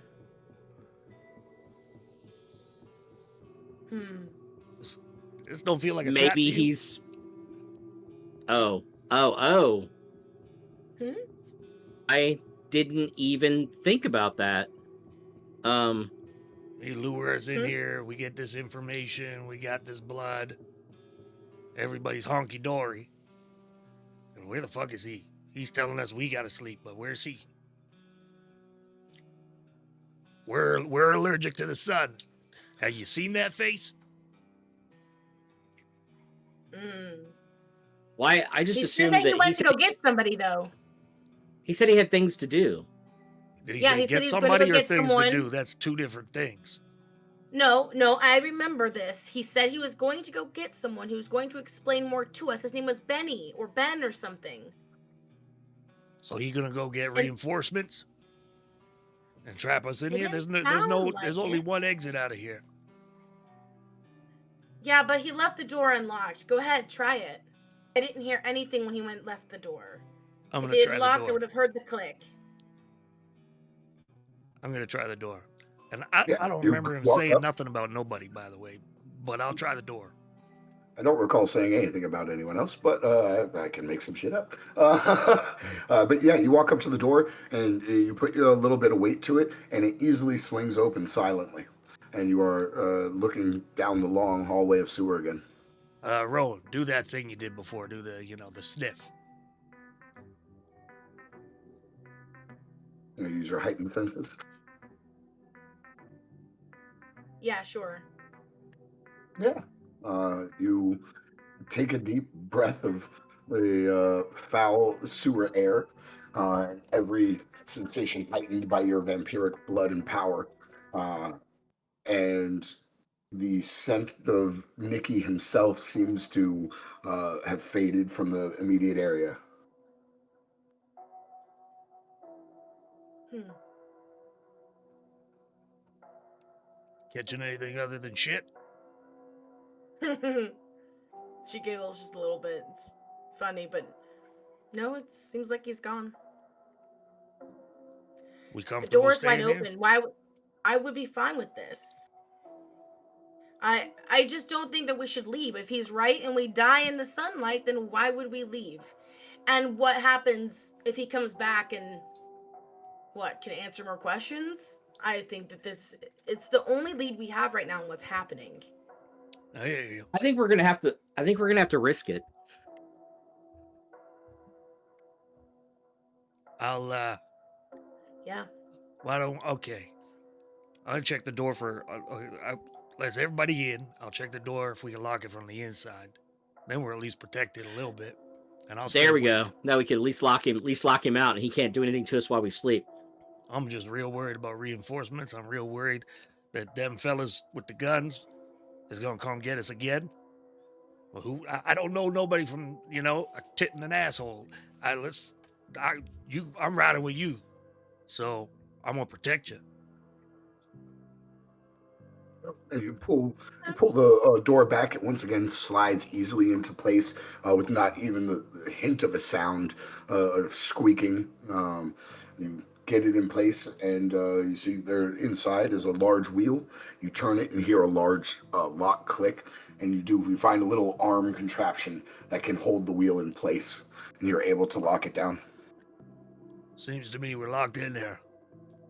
Y'all feeling sleepy? I'm feeling exhausted. Yes, I am feeling very tired. Before I sit down, I'm gonna go to the fridge and grab one of those bags of blood and stick it in my coat pocket, just so I have it for later. Save one for later, eh, Silas? That's a roadie. Just in case. It's a roadie. Yeah, smart man. Well, Rowan, I'd say ladies first to the bed if you like. I'll stay by the door and keep watch. And Silas, maybe you give that lady some room. There's a bed, there's a couch, there's two armchairs, a lot of blankets that are piled up over by the mini fridge. You can make yourselves reasonably comfortable. I'm gonna grab the chair and face it, like move it towards the door, so I'm facing the door. Okay. Well, if he's just doing that, then Rowan can have the bed, and I will take the couch. Sounds good. Just for funsies, Yay, at the bottom right of y'all's screen on the play screen, you should have a dice tray. If each and every one of you would like to click on the picture of a D6 and hit enter, that'd be great. I want to see in which order you guys all fall asleep. Okay. Grant passes out. If you ain't first, you last. Grant, first you last. Gotta drive with the fear, Bobby. Can't have two number ones. That's 11.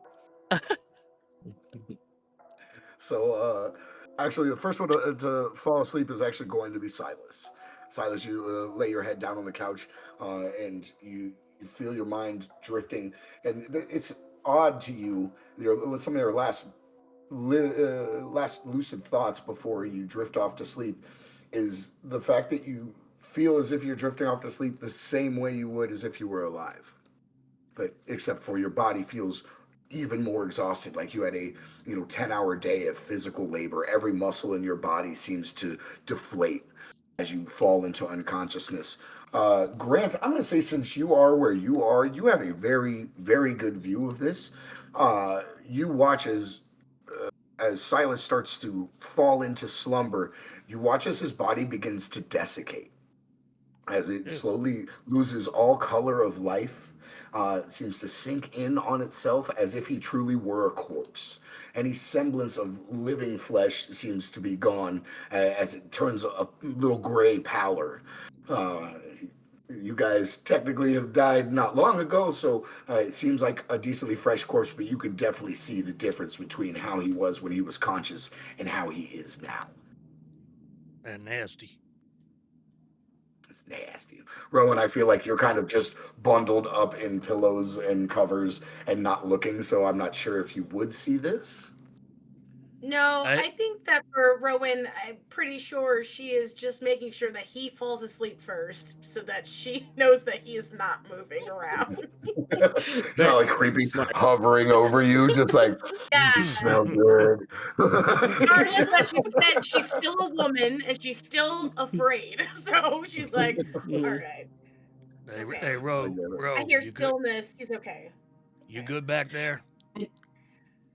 I feel much better now. And also keep in mind that one of my flaws is that I actually look creepy. So Yeah, you already look creepy. Now you look like the I Crypt already look Keeper. creepy. Right, Yeah, like, I'm it's already really like, a good way to put it. You don't lose your hair or anything like that, but you are further desiccated, almost skeletal in a lot of ways. But yeah, Crypt Keeper is a great imagery to use for that, I would say. Yeah. All right, Ro. Well, I hope you don't mind me stepping in between because that boy, he does some strange things. She shakes her head and just, thank you.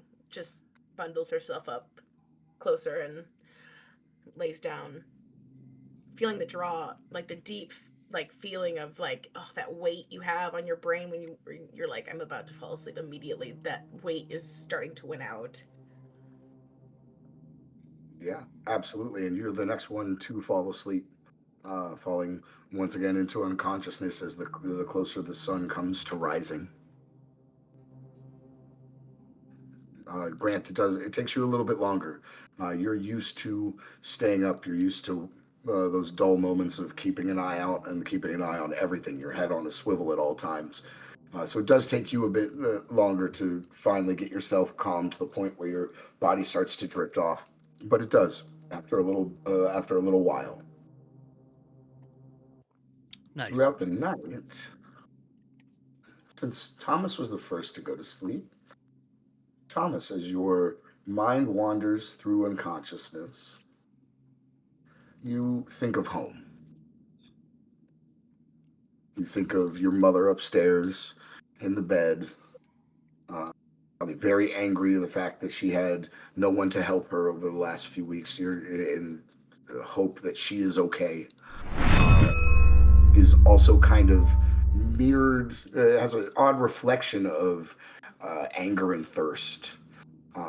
You've been chained to this woman throughout your whole life, even past your adult life, and there's love there. There's always love, but she's always seen you as owing her, and that hunger and burn that you woke up to in this facility seems to rebel against that feeling, the feeling of chains, the thought. Maybe it was Rowan putting it into your head, but you have a quick dream, a thought of her in her wheelchair in front of you and you biting down into her neck. The thought of what you're becoming is odd. You're unconscious, but this unconsciousness seems to have a bit more clarity than you had when you were just a normal human.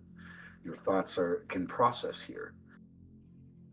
And the thought of you taking the life from your mother and drinking the blood from her body doesn't repulse you the way you think a loving son should think of it. There is a primal glee deep inside you from that thought. Interesting. Rowan. So the vampire nature is coming to the surface more and more. Absolutely. It is something that will follow you eternally, or as long as you can keep this afterlife up. Rowan. As you fall asleep, your thoughts also go to home, but less the place. As you moved all the way to Florida to open up your own clinic, the prices were just right. You weren't able to have an extravagant house. You and your partner found a nice little duplex near the clinic itself, with plans to build or buy a larger house later on as things got better. But the thoughts of home, of your little duplex in Sanford, of your yard where your dog runs, of the couch where your partner likes to lay back and read books. There's something of territorialism that kind of comes over you. This is yours. No one will ever step upon your territory without your permission. You have that feeling of a predator who marks their hunting ground. And it scares you. Your hunting grounds. This is a place you love with a person and animals that you care for deeply. I will say, as you think of that, you have a flashback for just a moment as you were leaving your clinic at night, the last night that you recall. You remember that all the dogs that were still outside in the yard, are going to be brought in by one of your assistants later on, were all staring to the left of the clinic. You couldn't seem to get their attention away from it. You thought it odd, but you knew that they may hear or smell something that they are laser focused on. But that glimpse of memory comes back to you just for the moment. And there's something inside you that realizes those dogs were laser focused, but not on prey, on something that they were afraid of and were watching the movement of. You could tell by their body language, or something in that memory just seems to speak to you of who they are and what they were seeking at the time. Grant, as you finally drift off to sleep, as the sun just begins to crest the crust of the earth, you recall that you heard a weird sound.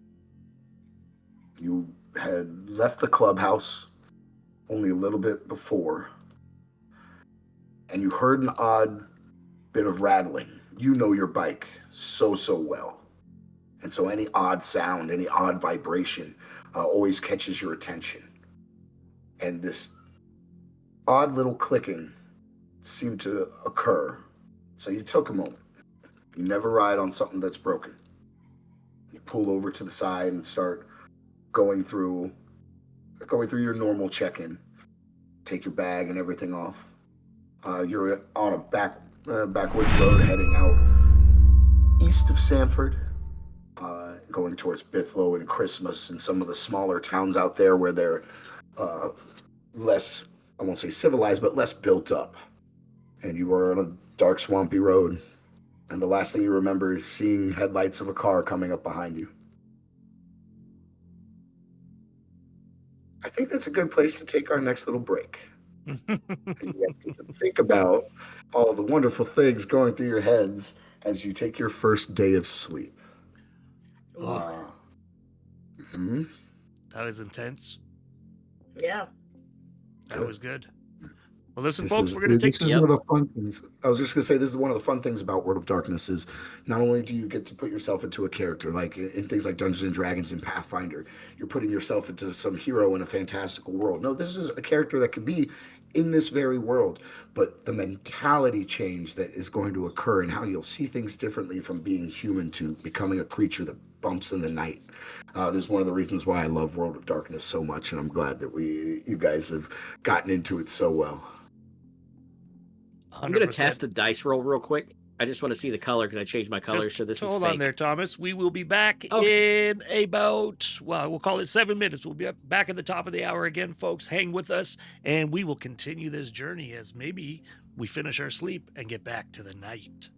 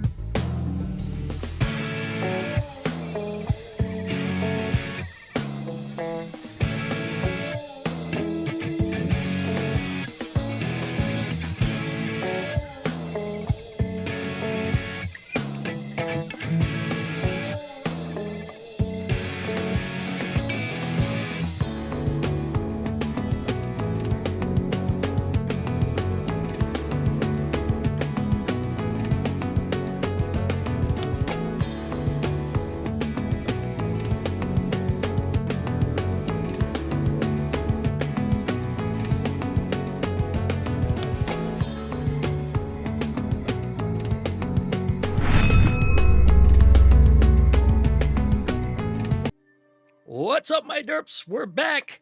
Joe, lead away, friend. Absolutely. As you all have found your ways to sleep as the dawn breaks. Actually, I'm going to pause real quick. So I got 2 shout outs I want to do real quick. Oh, he's Now that I doing think it. about it. I have to. I got 2. One, we'll just keep it at 1 then. I am part of a YouTube channel called Lickbait. If you guys enjoy the World of Darkness stuff and want to learn more about Vampire the Masquerade, VTM, we just dropped a new video today, our second part of our clan descriptions. But come check us out. It's at Lickbait, LICK-BAIT on YouTube. Me and my buddy Nate get it all done. Nice. Mm-hmm. But yeah, you guys have found your way to sleep through the day and waken to very much the same study. For the fun of it, we'll keep the same who went to sleep first and all that. Silas, you wake up first, and as you glance around the small study deep in the sewers, you see what you believe is Grant sitting in the chair directly in front of the couch, right in front of the door to the study itself. What do you mean what you believe is Grant? I don't like the Well, way you sir, phrase that. you are a bit more desiccated and looking quite a bit more dead than alive. I did not defecate, sir. No defecation, just desiccation. And yeah, he looks like you are very well versed in how a body looks in death. You've been trained to be able to tell a time of death after a little bit of observation. And just by looking at him, you can tell that he looks like he is probably somewhere between 5 and 7 days dead. It looks like a corpse. And it is very odd. Since you're the first one up... yep. Hang on 1 second before you do anything else. I need you, sir, to roll me a rouse check. As every vampire wakes up every evening, they have to rouse their vampiric blood to give them that flush of life and to look like the living once more. Okay, where is that on my character sheet? If you open up your character sheet, you should be able to roll hunger. Yep, it is a specific button. Yep. It is the skull right next to your hunger bar. Copy that. And just public roll.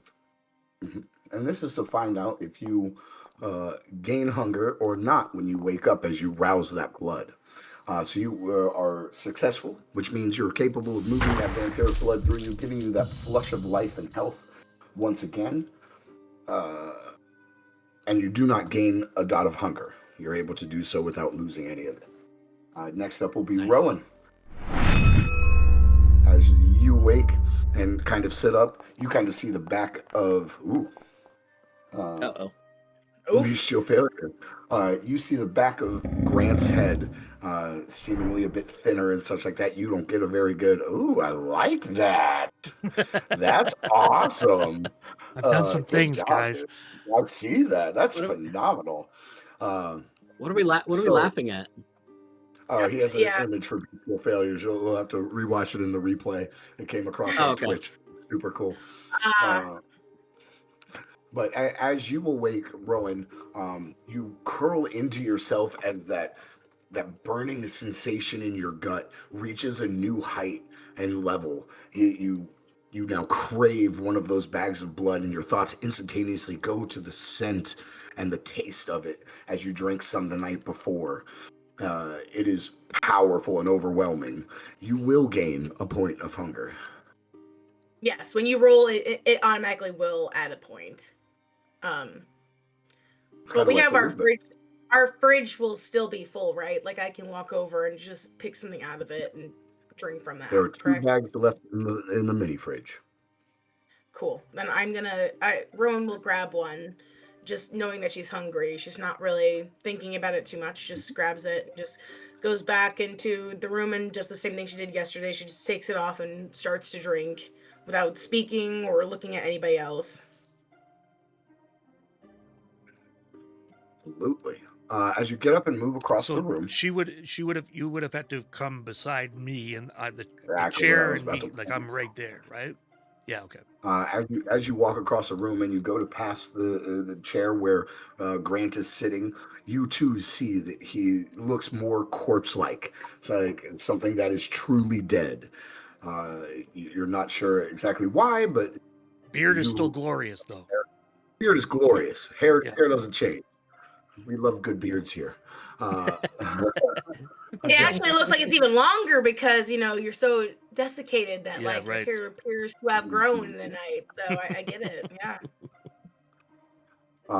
So I would definitely say that would catch you off guard a little bit as you stare down at this new compatriot who now seems completely dead. You two are in the medical field. You've seen dogs, horses, cats, various creatures come in various states of decomposition and decay. And you're absolutely certain that this man that lays before you, who seemed so alive only 8 hours ago, has passed on. At that moment, Grant, why don't you roll me a rouse check? All right. As the sounds of stirring around you bring you back to wakefulness. And a success. That hunger and burning deep in your... that's so cool. Deep in your gut does not grow. You do not gain a hunger from it. But as you awaken, you look about and you see both Silas and Rowan kind of staring at you for the moment. What, did I spill something? Silas, what you and Rowan both will see at this moment in time is as he awakens, you watch as he inflates almost like a balloon. His skin starts to spread out a bit more and gain this flush of pink and brown to it, seemingly coming back to life with every fall of the sun. This is your new eternity. This is your new wakefulness. This is your new routine. Every night you awaken, you will have to roll to see if you gain further hunger, and your body literally comes back to life. I'm going to look at Grant and I'm going to go, fascinating. Fuck you, me fascinating. Did I smell? Well, I mean, no, well, see, when you were asleep, you Don't actually tell me looked. you were watching me, Silas. I wasn't watching you. I just looked over and saw that you looked like a corpse. Like, I mean, like you looked like you had been dead and desiccated for like 5 to 7 days. And when you woke, as soon as you started to move, your body came back to life. The pink came back in your skin. You looked completely different. It looked like you literally died and came back to life. It's fascinating. The science behind this, there has to be research on this. I would love to study this. It's probably just the lighting, Silas. I wouldn't overthink it. Rowan, you slowly reach into the mini fridge and grab another bag of blood. And you're kind of, freaked out and wondering what the hell is going on with this.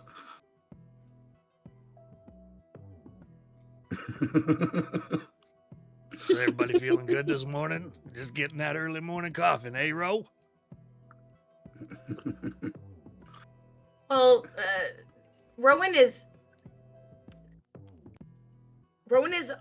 obviously very aware of surroundings, and again, just from the behavior of Silas the day before, and hearing like him talk about like, oh wow, to be studied, and then I saw you while you were sleeping, and even though she also saw him too, Rowan has a fantastic ability to contextualize, make things logical, and if they aren't logical, pretend that they don't exist. So she just Like kind of lets that thought go. She just disassociates from her own body. Disassociating. Lets it go while she's drinking a bag of blood. She knows it's a bag of blood, but she's just like, this is fine. Everything is fine. Everything is fine. It's fine. This is life now, right? because she's also haunted, right? She's a little bit haunted how she felt in the way that she dreamed last night. Now she's awake again. It wasn't a nightmare. She is still hungry. She's looking at blood going, yum. And then, like, is legitimately just sitting here like, all right, cool. Go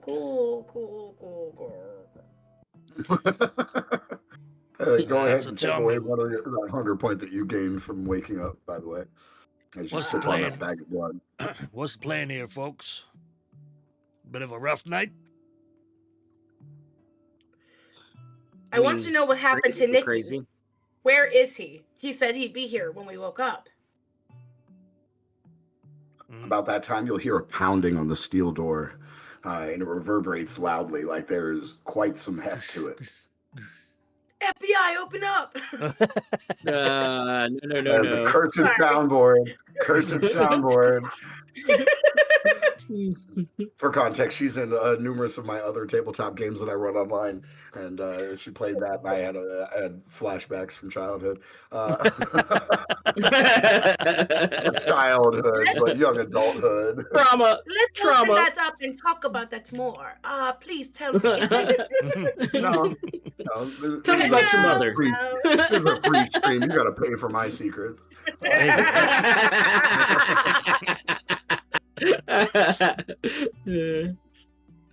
Yeah, a loud knocking comes across through the metal of the door. Who is it?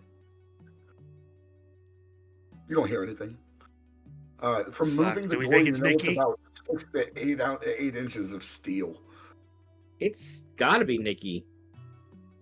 Should Well, I mean, I guess it open up? doesn't gotta be, but You hear Yeah. another knock, this time in the form of shave and a haircut. That seems like Nikki. I'll you guys good? I'll open it up. yeah, go ahead. Open it. All right, and I'll open it up. You got it. You open the door to Nikki, standing right outside of it, hand raised to knock on it again. Oh, good, you're awake. I'm very glad to see that. How are you guys doing? How was your first daytime asleep? Yeah, come on in, Nikki. We got questions. Oh yeah. And he steps in. Looks like As you he pulled up a chair steps for me. in, I'm gonna close and lock the door That's fine. and stand there, kind of at attention between him and the door. Okay. He looks at you and he raises one eyebrow. I mean, if that makes you feel better, have at it. I'm gonna sit down in one of the armchairs. I'm gonna have my paper, and I'm gonna just be tapping it with my pen. I'm gonna say, so we wrote some questions down that we were hoping you might answer for us. That's good. Before we get to the questions, why don't we talk about how this is going to work? Yes, I will answer your questions. In repayment for the safe haven of the night last night, you will answer some questions for me. Now, for the information I'm going to give you, we're going to call you in my debt. I'm not going to ask you for much. It won't be money. It'll be more information, or maybe a little quid pro quo in the form of favors. But I just want to make sure this is clear. I'm trying to be open and honest with you. I could have just left you outside to die in the sunlight, but my good nature won through. I gave you guys a nice place to stay, and so now we get some information. Do me a little couple favors. Maybe I can help you guys out a little further with some guidance, and we'll all be good friends, right? It's always good to have a friends with friend in somebody the afterlife. extorting you there, Nikki. Oh, yeah? Did you sleep well? Did you Nope. wake up as ash? What's that mean? Oh, that's what happens. I told you you're highly allergic to the sunlight, right? That's like the movies. It was for a real. joke, like you're not making it. Oh yeah, no, that one's real. That one's real. Sunlight, fire. We're like kindling. Listen, Nikki, we're not in a position to negotiate, but I don't like being extorted. I get it, but I'm just. That's why I'm being open and honest with you. I'm saying, hey, this is what it's going to be. If you want to go about your day with just the information you have, you're free to leave. The door's right there. You got to unlock it because you locked it, and I'm not going to do anything. But Explain this to me, Nikki. Where were you last night, and why aren't you Ash? I was sleeping in my room. You think You got another this place? isn't my room? Oh, I got rooms all over this sewer. What are you talking about? This is like a mansion of underground wonderfulness. I brought you to the study so you guys could have a nice, safe place that you could lock the door and not have to worry about me breaking in or anything like that. I I told you, I'm thought you were trying to be helping peaceful us. here. Well, I thought you were helping us because we needed help, because we were in danger, not because you were keeping some kind of score that we were going to have to repay. She got you there, Oh, Nikki. isn't she so sweet? Things are going to be a bit more contractual. I'm sorry if I didn't make that clear enough last night. But, again, I'm not trying to be an asshole. I'm just trying to make sure I get something out of the deal. Let me tell you something. I'll give you this for free. In the world of Kindred, information is just as good a currency as money and gold. If you know someone's secrets, you have their weaknesses. What kind of information are you looking for, Nikki? Well, like I said last night, I want to know what was going on. What had you running through my woods right outside my sewers?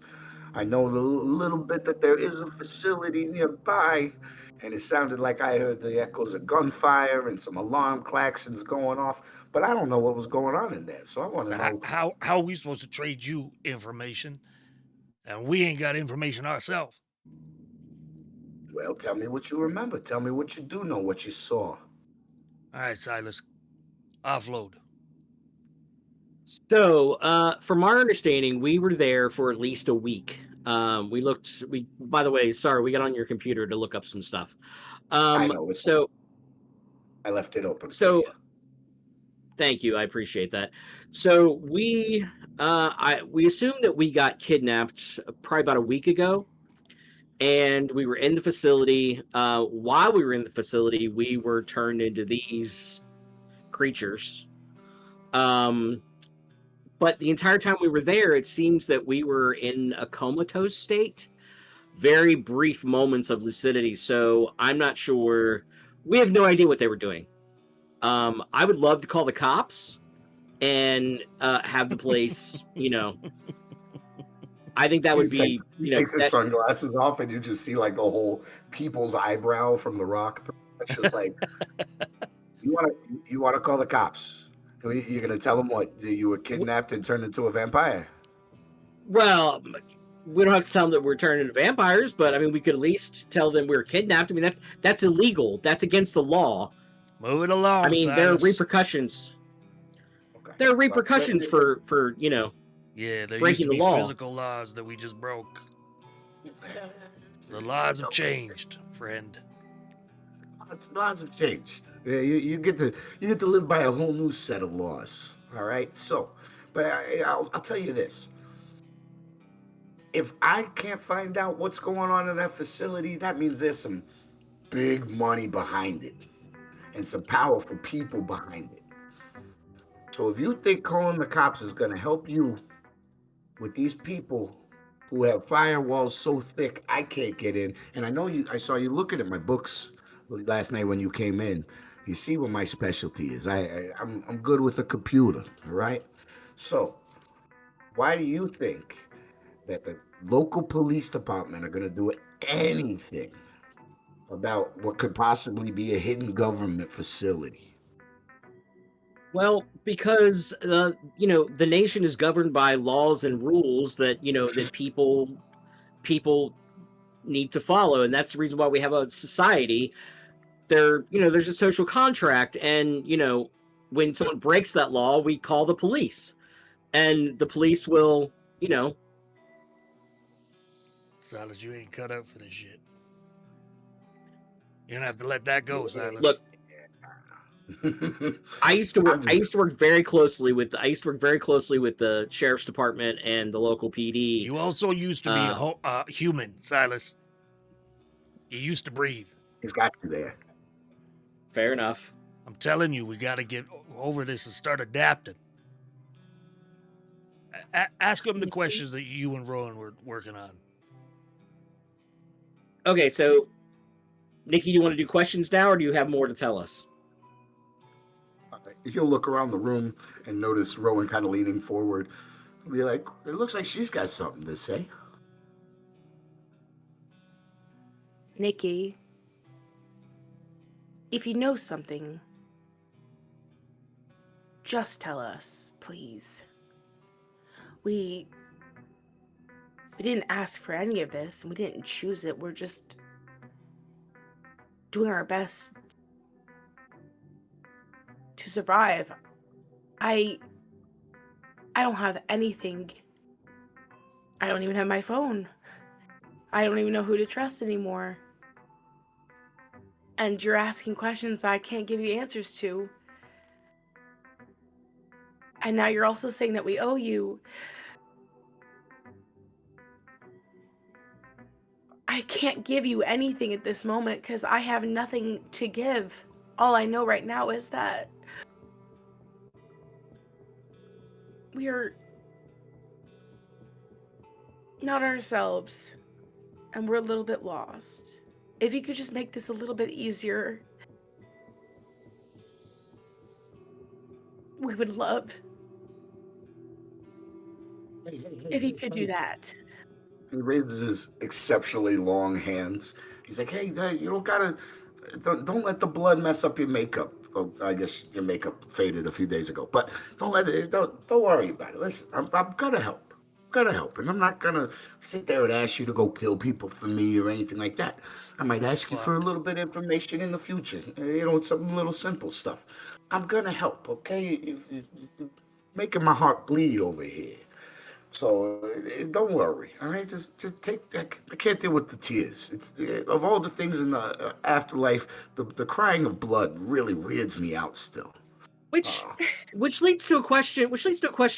Nikki. Do we not have water in our bodies anymore? They're just tear Oh ducts, no, or everything's blood.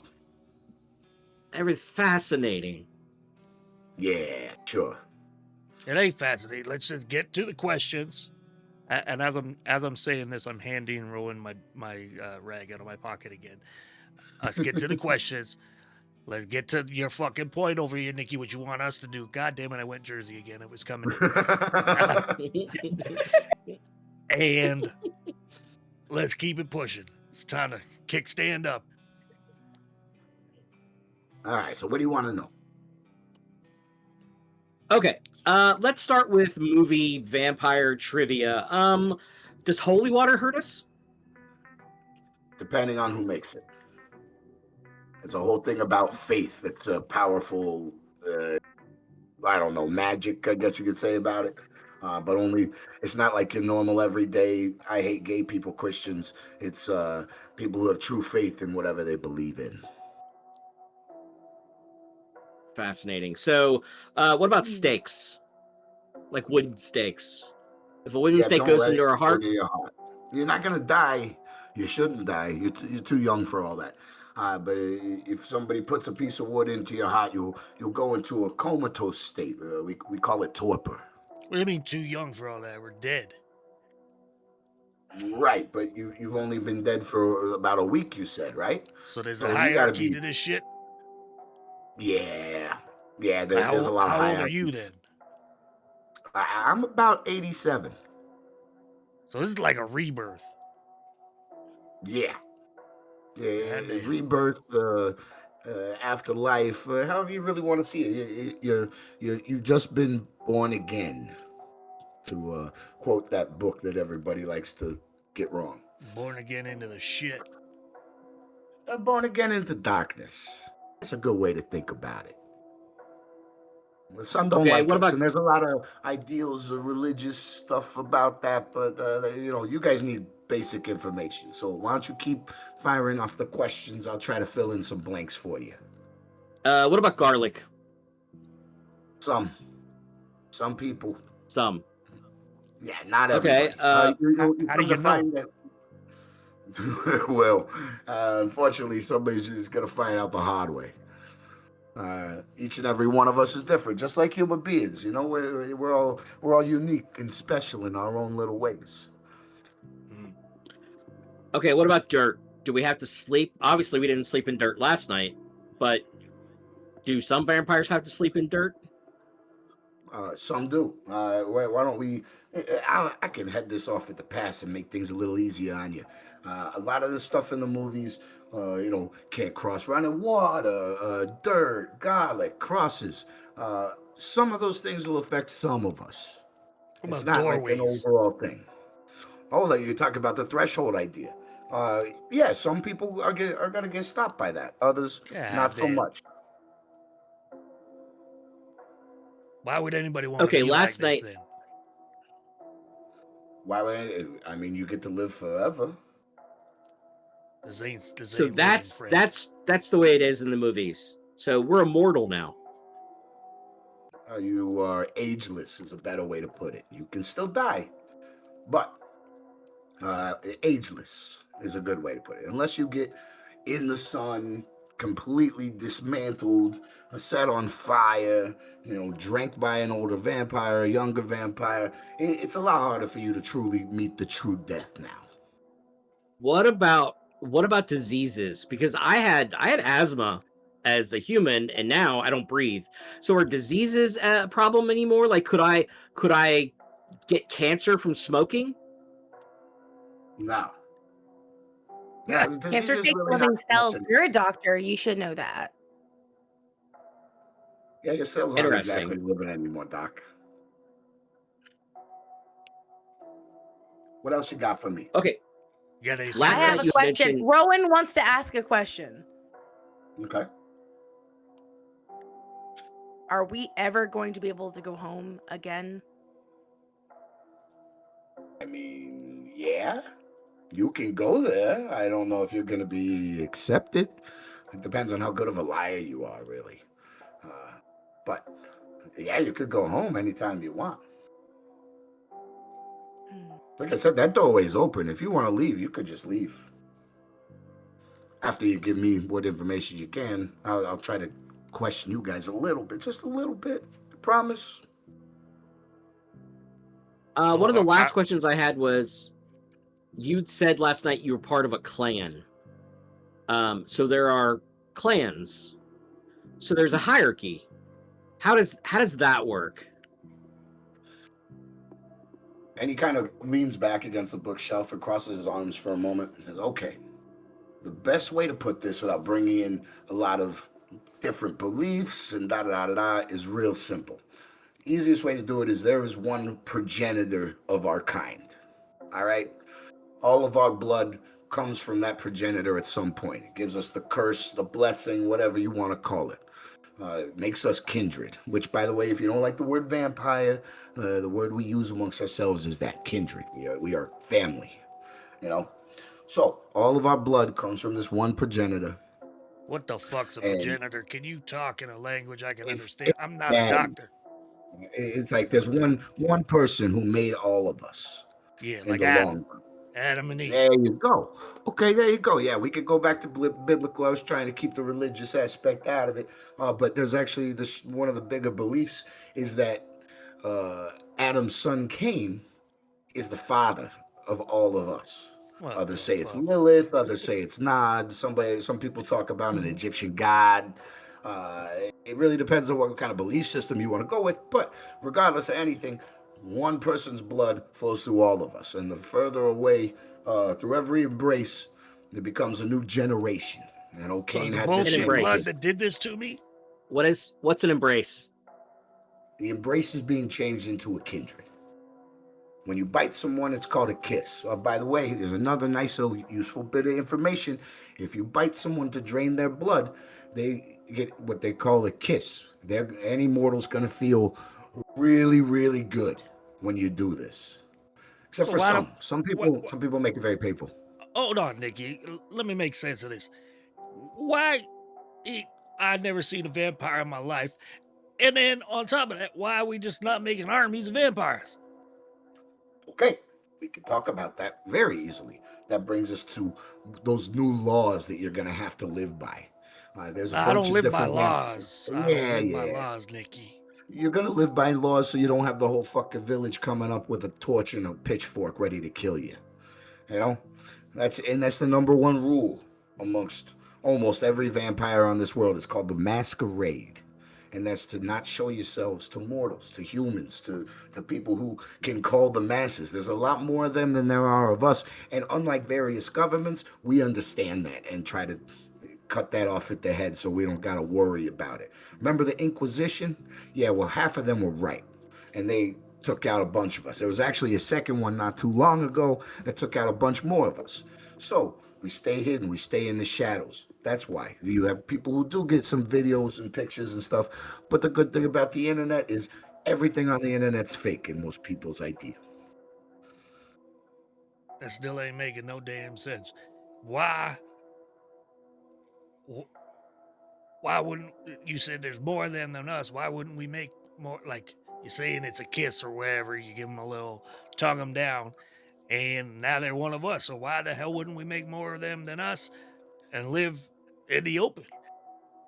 Because we still got to feed.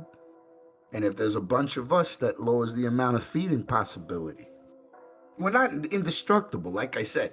Is it harder to kill us? Absolutely. But you get enough of us in a building and then you set the building on fire, there's the whole fucking place. You know what I'm saying? Damn. What happened during this Second Inquisition? Because I know history of the First Inquisition, but what happened during the second? Because I never read about any Second Inquisition. Before we talk about the Second Inquisition, all right? Let's keep. What questions do you have for us, Nikki? You know we don't know much, but what do you need from us? Well, let's start with this. It was Doc, Lady Doc, and Problem. Doc, you said you're Dr. Silas, whatever the hell. What do you do? Who are you? What are you about? I'm a coroner / medical examiner for the Sanford for Lake Monroe Hospital. Okay, so you like dead things. Or you play with dead things, however you want to look at it. That makes sense. I find death fascinating. Yes. Okay, cool. I saw your eyes go black before, and I happen to have a good amount of knowledge about the different clans and bloodlines of our kind. So it's fitting. There's only a couple of clans that can really do that, especially right out the gate. So I'm assuming I probably guess. Can you tell me more about some things that may have been happening, some supernatural, maybe capabilities you've had, a sense to feel? I know you got the eyes, or tell me what you saw with the eyes, or give me a little bit more about what happened after you woke up. I could see into shadows. I could see into darkness, like it was daylight. Okay. Out of character, have I used any of my other powers? I don't think so. Yeah, I don't think so either.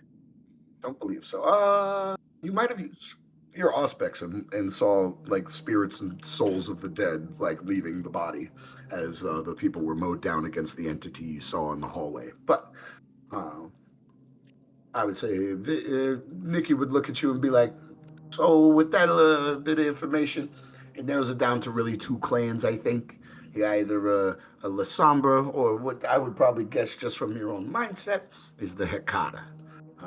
You like dead things, you can play with dead things, you can see dead things. It kind of seems fitting. And you is Lady Black. What about you? What do you do? Who are you? What kind of supernatural powers have you felt? I'm Dr. Rowan Hale. I am, let's say, a decently respected veterinarian. I had a very robust practice in Minnesota, and I moved to Sanford to start my own practice when my parents retired there. And I remember that. I remember the moment right before everything went dark, but I remember the flickers of things started to kind of come out. Almost like I was trying very hard to help you here, Nikki. All right, I'll tell you what I know. It's probably not going to be much. It's fine. I'm gonna, like I said, do you remember any kind of supernatural capabilities that you've had since you've woken up? Any weird things happen? If your fingers grown out, if you've been able to control shadows, if you feel like you're super fast or super sturdy, or super strong, like our buddy over here. No, I'm not. I'm not super strong to my knowledge. I could feel though that everything. I can feel everything. I can smell, I can hear, I can see things that I'm Sense of not used to. heightened. Like colors are really intense and even heartbeats. Like I can sense all of this in every corner of the room. It's almost overwhelming in a sense where it's almost like I'm an atom and I'm part of everything in this room. I can feel all of it, hear all of it, see all of it, but I'm not quite sure why that's happening. But like almost like instinct takes over and I can hear and see it all. When we were running, in fact, I threw myself in front of Silas and something happened. It's very faint, but something happened. What do you mean something happened? Well, Silas is going to be shot, right? I dove behind him, and I was shot too. But What? Where? neither of us are dead. I mean, according to you guys, we're all dead, but I'm sorry, that's a lack of good words. Undead, Nikki, is that right? We're undead. Yeah, afterlife, undead, the livingly lost. I don't know however you want to put it. at this The point, living impaired. The living impaired. Living impaired. That's what I was looking for. I think. Living impaired. So Living However you impaired. want to put it. I'm not dead. I'm living impaired. Okay, like. Right. Uh, I'm not fat and fatherly figured. You know, however you want to call it. yes. Okay, so and he kind of looks around at you, and Grant, you'll see at this point in time, you'll see a small hole in the back of her scrubs, uh, nice and circular, looks like a bullet hole. And Nikki will kind of look around and see it, and he says, "You got shot right there, huh? And you were able to not have a wound. That's good." Yeah. Yeah, I don't have a wound. I just Okay. this Okay. hole. Just this hole. So you were I'm, able I'm to sure take a bullet. I was definitely shot though. you mean you felt it? Right. Remember the impact? Yeah, I remember the impact. And ain't nothing there. No God is blemish. good. Just There's a God is couple good. options for that.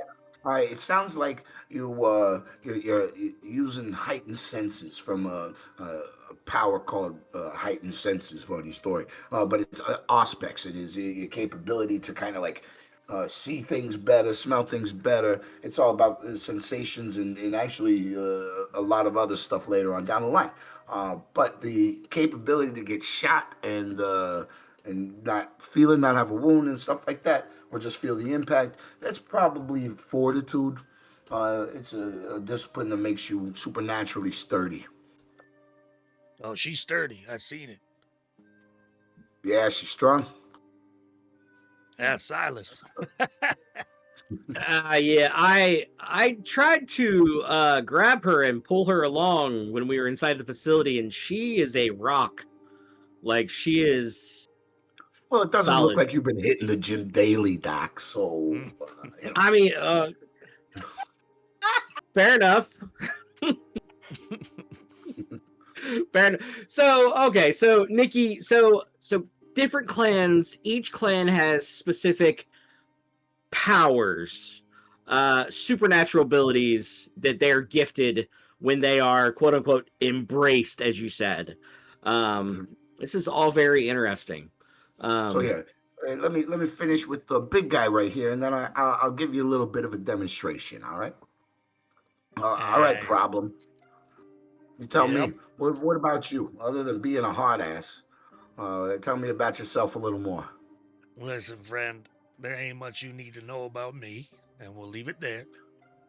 I'm sitting there trying to follow along with these folks. I'm But trying I'm to give giving you information, but I gotta get some quid pro quo here. I'm gonna cut it. I'm gonna cut in. I'm gonna say he ripped bars off of his doors in the facility. Silas, I am What? not He's afraid asking to questions. backhand you, sir. Yeah, that's right. And I ain't here to answer people's questions. I feel like you telling me that I'm supposed to be part of some next sort of government bullshit, and I ain't born and bred that way, sir. No, not me. I'll fight. Well, it's good. So you're really strong. You're really angry. I don't know enough about you otherwise, but just from those two, you might be Bruja. Super fast, super strong. You can make people look at you or scared of you. They're usually like the angry, angsty, anarchic type. So, I don't know what you yeah. said, but that's called the Smalls clan family trait. Well, good. Seems like you were a good match for this clan in the afterlife in your new family. So to give you guys a bit of a demonstration, right? I said I was Nosferatu. Not sure which one came first, the movie or the clan. Wouldn't be surprised if it's a clan. Don't know. But our abilities are a little bit different. One, as you saw last night, I can make myself unseen. We like, when you look like this, you don't want to show yourself to a lot of people. Even the random Bigfoot conspiracy theory guy can get a picture, lucky picture every once in a while. So, what do? We have the capability to hide ourselves from sight, from sound, some of us from machines even. I got a buddy who you can't see on a camera, no matter the fact. Other than that, we are supernaturally strong, and I have a way with animals.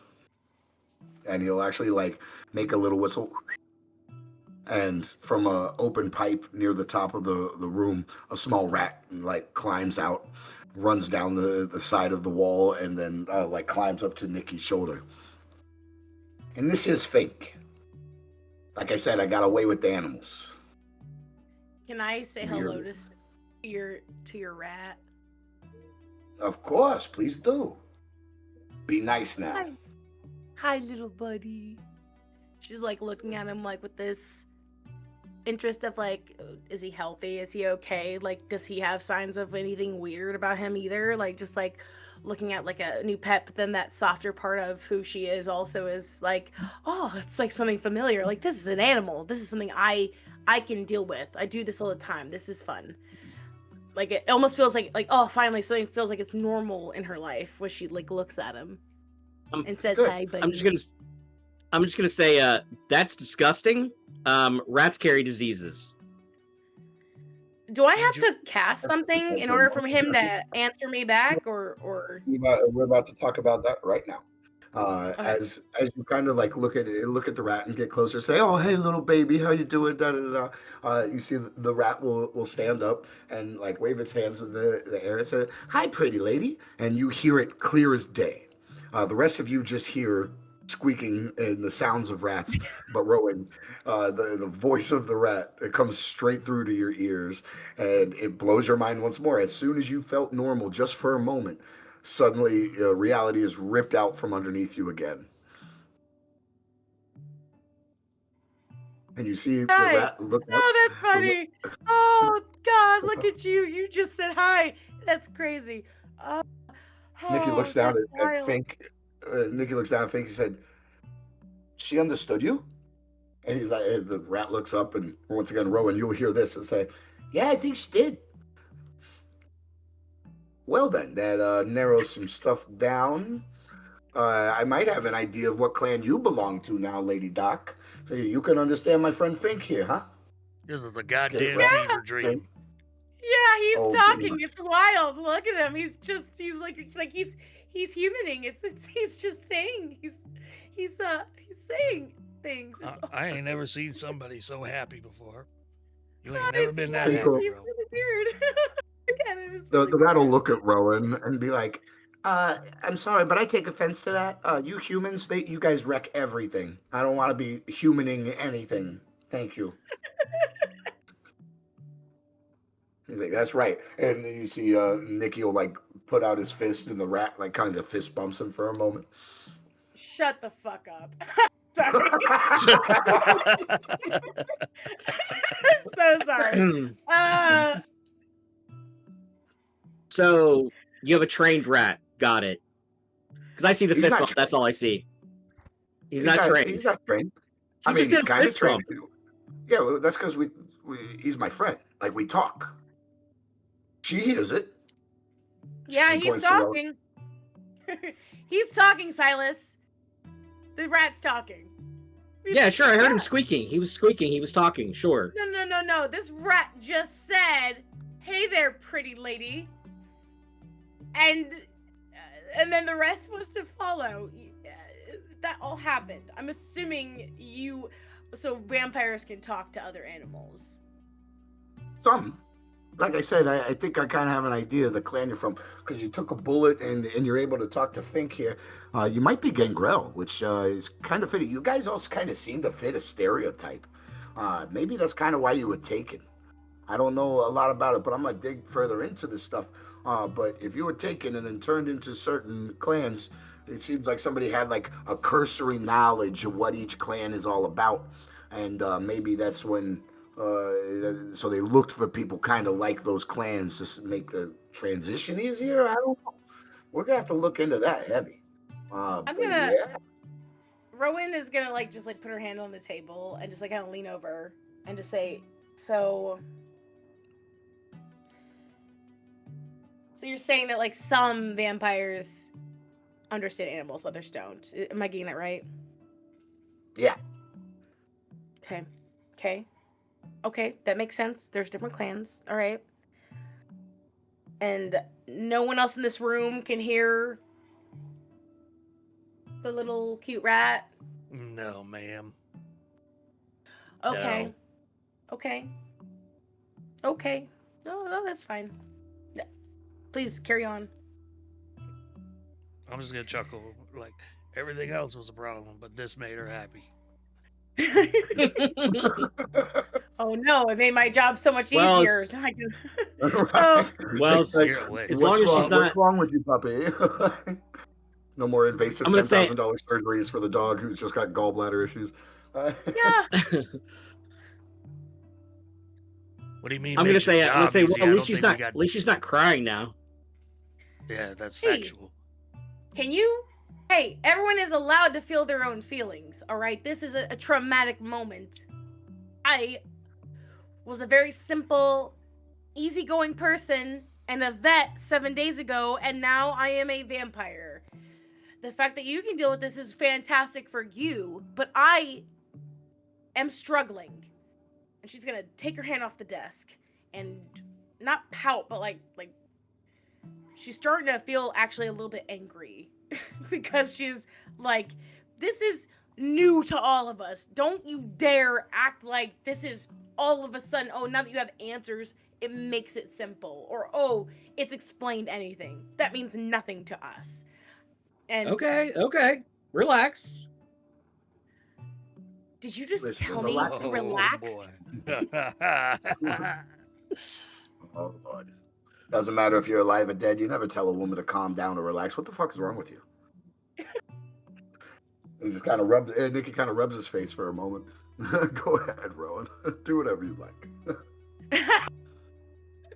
Rowan now only speaks in one-word sentences. I've got one for you. Why don't you go ahead and give me a rouse check? Who? Me or her? Rowan. Rowan. Okay. This is to activate feral weapons. Oh, shit. So, you tell her to relax, and the moment the moment hits her mind, as every man throughout her whole life, she's fine. Oh my God! Yeah, no, I can speak this. you're not attacking him, but what does No. happen is Okay. every moment of mansplaining, of being told to calm down, or that you're overreacting, or that you're a hysterical woman that has happened throughout your life, just rushes back through your memory, and that anger hits as you look at it and you say, "Did you just tell me to relax?"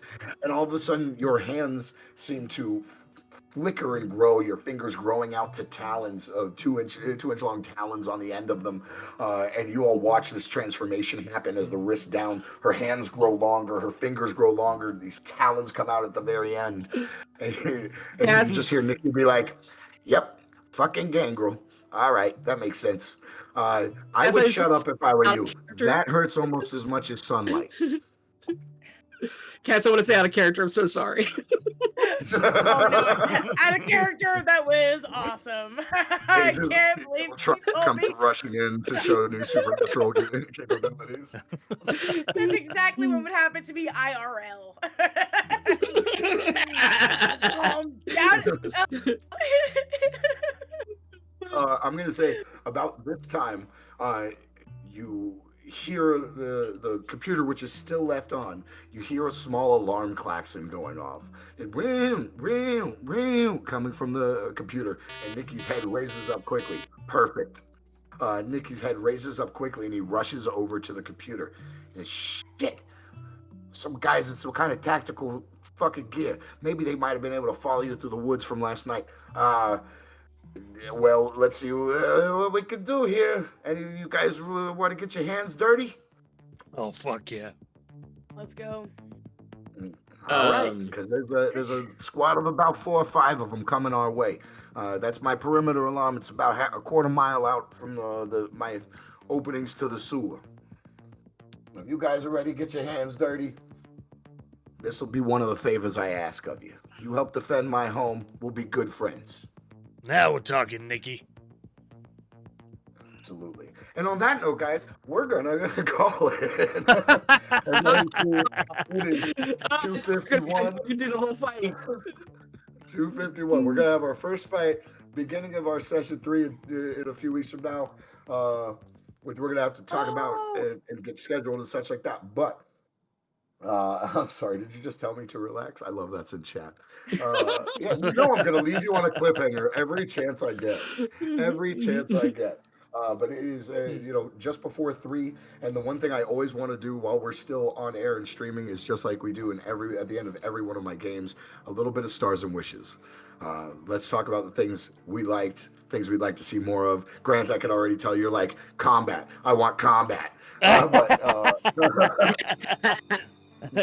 But why don't we start off with you, Grant? Tell us something you liked, what you'd like to see more of, any kind of critiques and stuff like that. Yeah, I wanted to shout out Silas in particular. I felt like his cosplay is great. His role play today was right, chef's kiss on point, buddy. You got that character, you're locking him in. Great with that, absolutely. And I hope that you know that you don't have to apologize for being your character. You start the disclaimer at the start. We all know he's creepy, and we're also going to call you creepy the whole time. Yep. So it's fun. I really like that. I appreciate that. And what do I want to see more of? Honestly, I just want to do this more. Like, this is such a blast, and I'm excited for the combat for sure. But as you've said, Joe, and you taught us early on, this isn't really a combat centric a game. It's more about role play. So I like that we were just able to talk to each other and figure out our characters as we went. I agree. Who's next? Greg, toss it to somebody else. Sorry, well, I'll toss it to Thomas there because I was giving him the wish. I mean the star. I remember the first time that the 3 of us played together and how much fun the role playing was, and you guys did not disappoint today. Both all 3 of you, but I mean, like Cass and Greg, like Cass, your like literal tears, like your emotional state, like bringing that to the forefront. Those were real tears. Everybody's streaming. She was actually crying for a moment there. Like she really pulled it out. I didn't see it. I got sunglasses on. Shit. Yeah. No, I really cried. I straight up was like, oh yeah. Grant being Grant is just so like you're playing his character like you're not like skirting around, like you're playing characters the way he should be played, which is great, which is fantastic. Making it hard for Joe to push the story forward. Exactly. No, Exactly. not at all. I love it. Okay, We have good. fun with it. Yeah, I think it's great.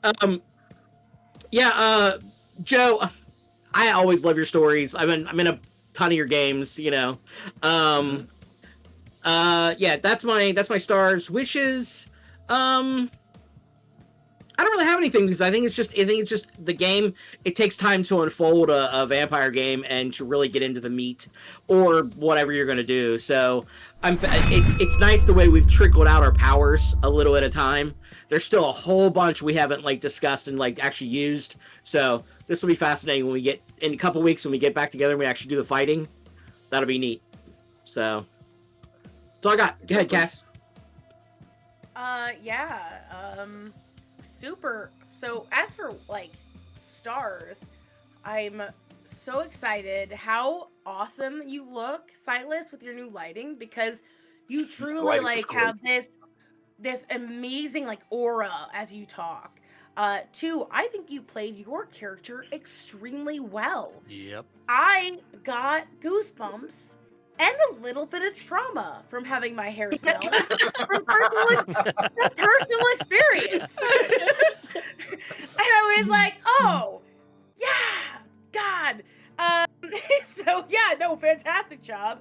Also, I like that Grant is sticking to the fact that he's like, listen, I'm a brick wall, you guys, until someone gives me enough information that I feel comfortable telling you. That's enough right. Oh, yeah. information.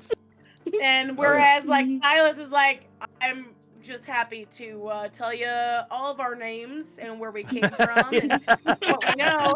And then, again, another awesome star being that, like, yeah, I did get angry. And for my type of character, usually when gangrel get angry, they start to talk in one-word sentences at some points. But instead of it just being that, no, our storyteller was like, your hands grow into massive talons, which is it's not even part of like anything like science-wise from anything else. Gangrels actually grow their hands out into talons. Damn. On point. So that's historical just something I parallel. can always do. Regardless of anything that happened to us in the science facility, that is just something a gangrel can do. So I'm also excited to see all of the secret powers that the science facility decided to test on us to move forward. So as for wishes, I Good would way to say my spoil only something. no. I think that my only wish really is that we get to get so comfortable doing this that we all are able to yes, I hope we can all feel comfortable to play our characters as we want to play them, and that we don't have any like fears about who we are or how we want to play, that it always just comes out naturally. Again, thank you for that compliment, because I did get lost in the moment when I was trying to be Rowan and how I would actually feel, and I did Super absolutely dope. cry at the same time. I went, I was like, oh, I could be an actor. All right, I can finally call tears to the front of my face. Yeah, girl.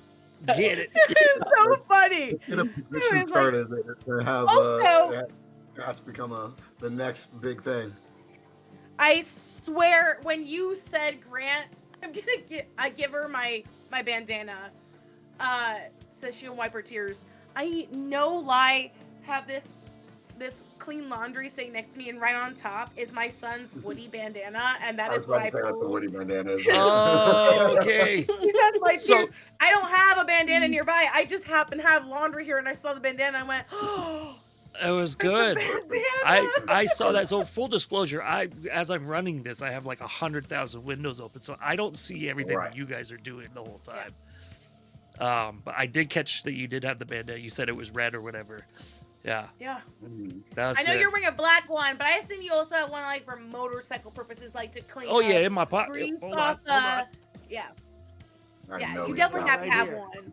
Yes, exactly. I knew you would have another one, whether it was to clean grease off the That's right. the That's motorcycle itself, or to wipe your brow. I knew for a fact you'd have one. So when you said that, I was like, well, I don't know the color of it, but I do actually have one. So I pulled out that red bandana. It was good. It just worked out so well. But yes, so you knocked him. Yeah, mine's super quick. I think the three of you all did amazing role playing today. I love Grant kind of stonewalling Nikki, saying, "No, you don't need information about me. This is what it is. You know, screw you. I love that you I'm called not him going to give you problem. anything."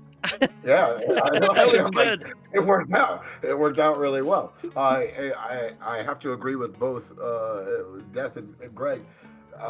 Thomas, man, your playing of Silas has just like skyrocketed, and I too love your new lighting, especially with who you're playing and the clan that you're playing. The fact that there's a portion of your face that is obscured by shadow is just so fitting in so many ways. So I really like that. I have to give it up to Yeah. Greg. Greg helped me immensely to fix it all up. So I give a lot of props Nice. to him to help me. So thank you, Greg. Yeah. Oh, you're welcome. Otherwise, and I will also always say thank you, Greg, for the viewers that are still here and checking us out. Just so you know, all the background images, all the music and sounds, that is all done by Greg. Greg makes it look pretty. I just run the game. I mean, I'll add you make it cool look pretty, effects here and Joe. there. It's the beard. I'll add some effects, some lighting and stuff to everything, but the background images, all the sounds and music, that is all Greg. He kills it, man. This is such Thank a you. good group. We have so much fun.